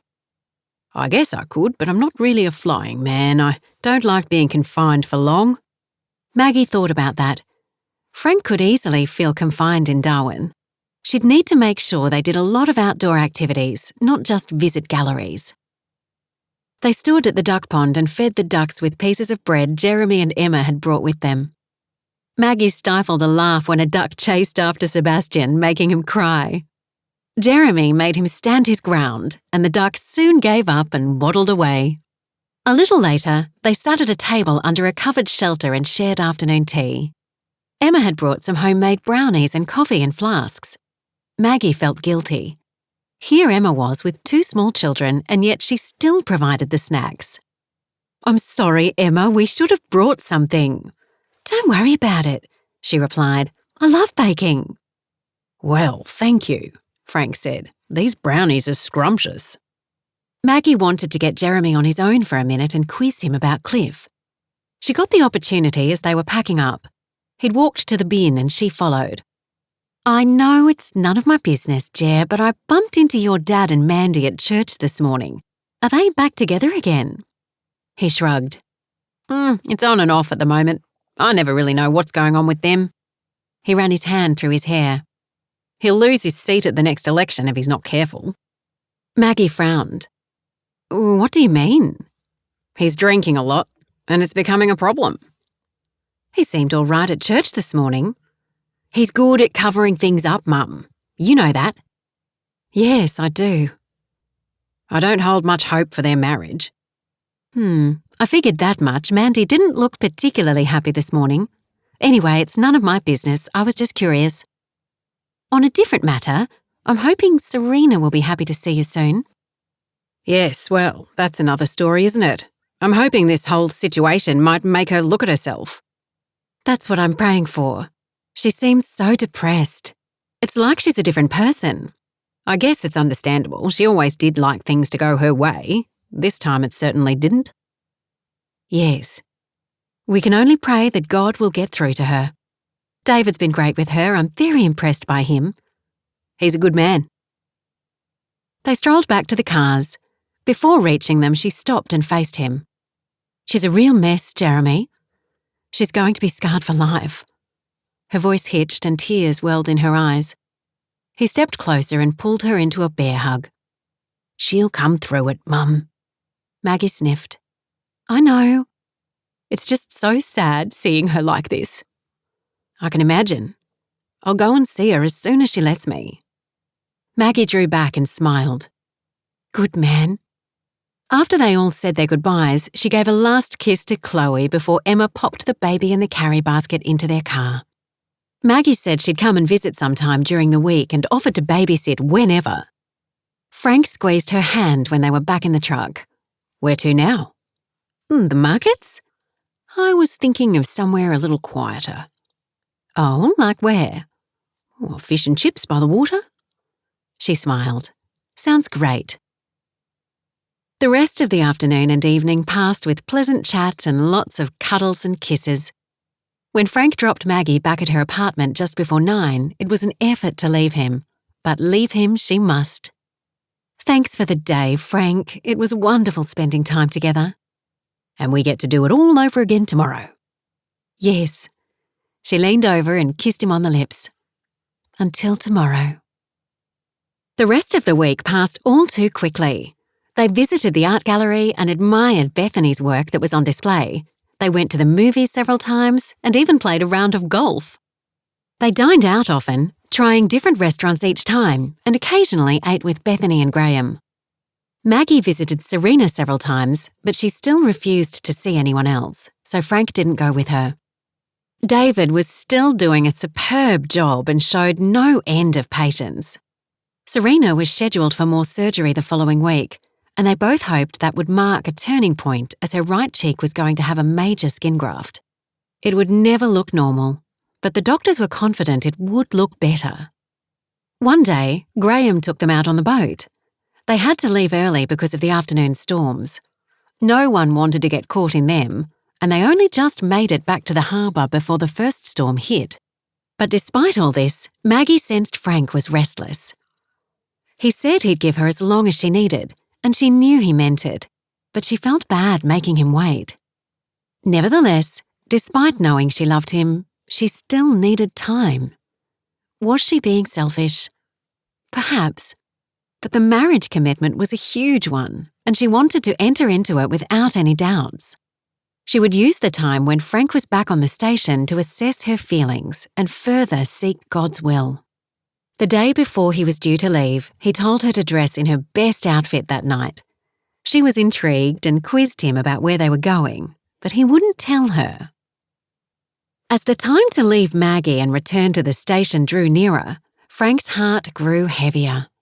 Yes, he'd said he'd give her as much time as she needed, but he'd love to have her commitment before he left and know she was as committed to their relationship as he was. But despite that, he wouldn't push her. She would commit when she was ready, and not a moment earlier. Of that, he was sure. Although not one for flashy outings, he'd planned to take her somewhere special the night before he left. There was little scope for that on the station, and even when he and Esther had dated, they'd enjoyed the simpler things in life, like picnics and fish and chips on the beach. But Maggie was different. Being married to Cliff, she'd eaten at the finest restaurants and mixed with the top echelon of society. Frank knew she didn't crave that lifestyle. She also enjoyed the simpler things, or thought she did, but he wanted to spoil her again, just like he had on the cruise. He'd booked a table at Sterling's on the top floor of the Arcadia Hotel, the finest restaurant Darwin had to offer. He hoped she'd like it, and it didn't bring back bad memories, because no doubt she would have dined there before. He'd agreed to collect her at 7 o'clock and said he was happy to take her Jeep. He'd had to shop for clothes because he hadn't brought a suit with him. In fact, he hadn't worn a suit since Esther's funeral, and for obvious reasons, he would have been reluctant to wear that particular one anyway. He started to get ready a little after 5. Maggie had been to visit Serena that afternoon, and so he'd had the afternoon to himself. Struggling to relax, he couldn't keep his thoughts from what might be happening on the station. He'd tried to read, but in the end had taken himself for a long walk. When he got caught in the rain, it was refreshing and helped clear his thoughts. He was soaked by the time he returned, so he showered and shaved and put on some casual clothes until it was almost time to go. Despite the storms, it was still hot and humid, and the less time he spent in his long-sleeved shirt and tie before reaching the air-conditioned restaurant, the better. He didn't want to be a ball of sweat before he collected Maggie. Bethany chatted with him as she prepared dinner for her and Graham. On several occasions, she quizzed him about whether he was planning on proposing that night. He couldn't tell her that he already had, so he answered the question by saying that he and Maggie were taking things slowly. She simply chuckled. He would have loved to have told her, but it didn't seem right. He'd called Julian during the week and told him that their engagement was on hold for the moment. Fortunately, Julian had only shared the news with Janella, and he promised to tell her to keep it quiet. Finally, the time came to dress before collecting Maggie. He'd chosen a lightweight linen suit in soft grey and a white shirt. He'd deliberated for a long time about what tie to buy, but in the end had chosen one with a bright tropical design. He hoped it wasn't too flashy, but the shop assistant had assured him it looked great. Now, looking at his reflection in the mirror, he wasn't too sure. He walked into the kitchen and asked Bethany what she thought. She smiled. "You look $1 million!" He guessed that was good enough. She gave him a hug as he went to leave. "I hope you have a wonderful evening, Frank. Give Maggie my love." He hugged her back. "I will." As he drove his truck to Maggie's place, his hands began to sweat. For some reason, he was nervous, although they'd spent most of the past week together. Tonight reminded him of the afternoon they'd spent on the sunset cruise on Lake Argyle when he'd proposed. He wasn't about to re-propose, but he wondered if perhaps she was wearing the ring. The thought made his heart pound. Maggie had returned agitated and annoyed from seeing Serena. She knew she shouldn't feel like that. After all, Serena was her daughter and she was in a terrible way physically, but her attitude was appalling. Maggie felt like shaking her and telling her to wake up. Plenty of people struggled with injuries but managed to get on with their lives. They didn't give up like Serena seemingly was.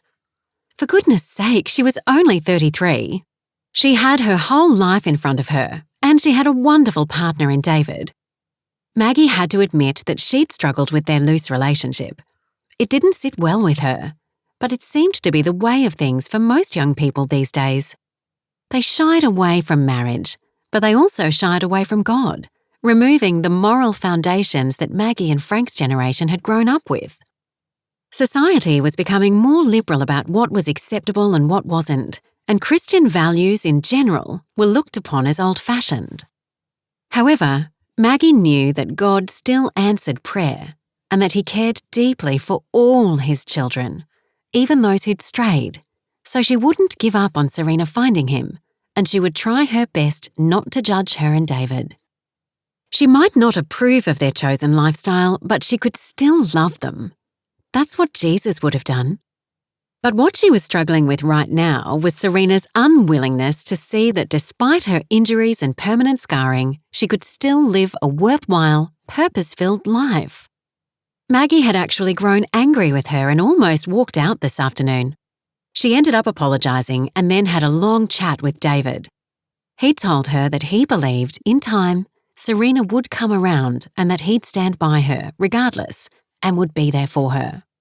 Maggie had told him he was a good man and that Serena should be more grateful.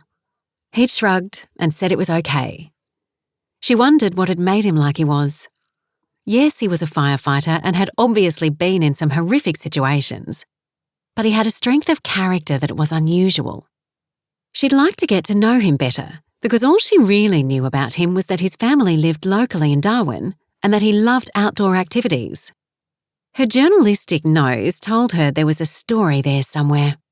Arriving home, she only had time to take a quick shower, not the long one she would have liked. In fact, she'd entertained the idea of taking a bath before her date with Frank. Something about the evening spoke of romance and love, and a long leisurely bath would have been the perfect start. But that wasn't to be. He'd said to dress up, and that indicated they were going somewhere special. It reminded her of the cruise he'd taken her on, the night he proposed. There'd definitely been something special about that date. Was he going to propose again tonight? Her heart beat faster. What would her answer be if he did? Was she ready to commit? She'd told herself over and over that she wasn't. But was fear holding her back? If so, was that fear unfounded? She loved him, and there was no doubt in her mind that he loved her. He was a kind man and they got on so well. They enjoyed each other's company and they both loved God. In fact, she loved it when they prayed together, which they did almost every time they were with each other, and they were able to converse easily on a range of topics. Even their silences were comfortable. After she'd dressed in her knee-length black cocktail dress, she looked at the ring Frank had given her the night of the cruise. Simple but exquisite. A solitaire diamond in a white gold band. She'd worn it close to her heart since the night he'd proposed. But could she wear it on her hand tonight to show him she was serious about marrying him? She sat on her bed and studied the ring as a haze of feelings and desires flowed through her. The only thing she could do was pray. So she closed her eyes and took a moment to steady her thoughts before opening her heart. Lord, you know I love Frank, and I now have peace about our relationship, but I'm not sure how our marriage would work with Serena so troubled and Frank so far away. Lord, I want to marry him, to spend the rest of my life with him. Can I trust you to work it out? No, she wouldn't put the ring on her finger yet. Not until she was absolutely certain. She wouldn't do that to Frank. Tucking the ring under her dress, she prayed she'd know when the right time was. She just finished applying her lipstick when the doorbell rang. After taking one last glance in the mirror, she hurried to the door. Pausing, she took a steadying breath before opening it. When she did, her breath caught. Frank was a handsome man, but she'd never seen him looking quite so dapper. His eyes twinkled as he held out a single, long-stemmed red rose. Accepting it with a smile, she lifted it to her nose. The perfume was divine, almost intoxicating. "Thank you, Frank. It's beautiful." "As are you," he said softly, as he leaned forward and kissed her lightly on the cheek. Her heart pounded like a drum. He was so romantic and love for him swelled inside her. "Would you like to come in for a drink before we go?" "Oh, that would be lovely, but we have a booking for 7. "Okay. Let me grab my purse." She smiled at him again before dashing inside to grab her silver clutch. Before long, they were driving to town in her Jeep, Frank at the wheel.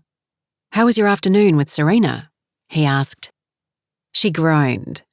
"Not great." "I don't know how David puts up with her." "That bad?" "Yes," she sighed. "I despair for her sometimes." "Her healing will be a slow process." "Yes. At least she's agreed to see a psychologist." "Well, that's progress." "Yes, and David's applying to be her permanent carer, so he won't need to go back to work until she can look after herself." "Where does that leave you?" Frank turned and faced her as he slowed for a red light. She knew what he meant. Was she needed? That was the question she'd been asking herself for days. She lowered her gaze to her lap. "I'm not sure." They drove the rest of the way in silence. When Frank turned into the sweeping entrance of the Arcadia Hotel, her eyes widened. "You didn't tell me we were coming here." "Is it a problem?" She shook her head. "Not at all." She'd wanted to dine here for a long time. Apparently the view was amazing and the food was to die for.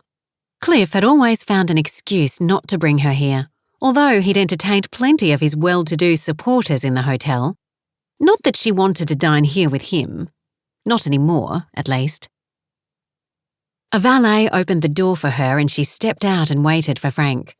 When he reached her, she laughed when he slipped his arm around her waist and pulled her tight, gazing into her eyes with a twinkle in his. "Frank!" "You look so gorgeous tonight, Maggie. I don't want to forget what you look like when I go home tomorrow."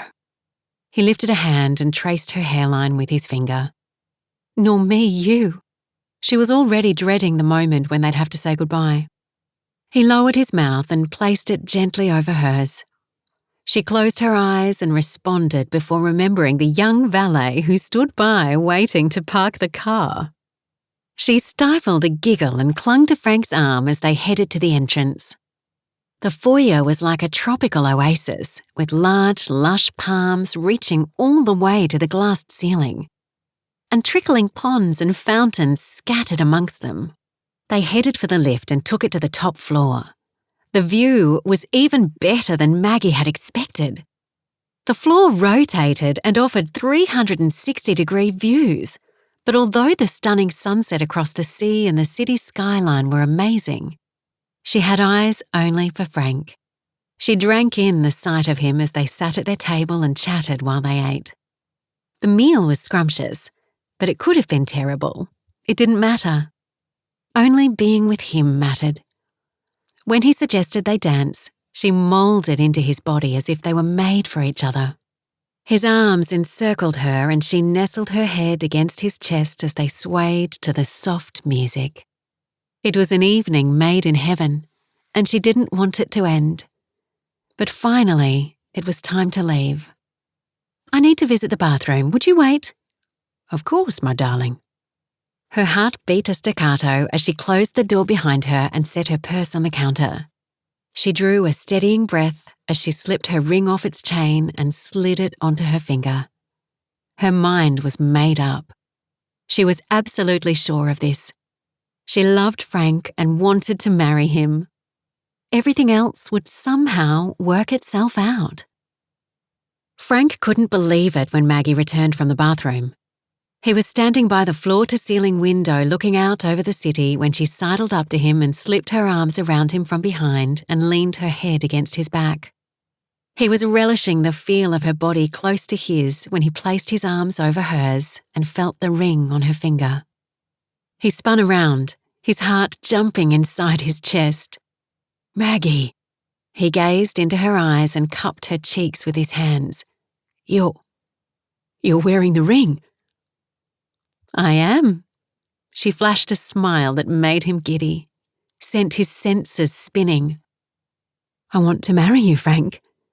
If you'll still have me." Her voice was soft, tender. He pulled her close and hugged her, his heart soaring. "It's all I want, my love. You've made me the happiest man alive. I love you so much." She tipped her head and smiled. "And I love you with all my heart." Lowering his mouth, he pressed his lips against hers and kissed her tenderly. This is the end of Slow Road to Love. Frank and Maggie's story continues in Book 2 of the Sunburned Land series, Slow Path to Peace.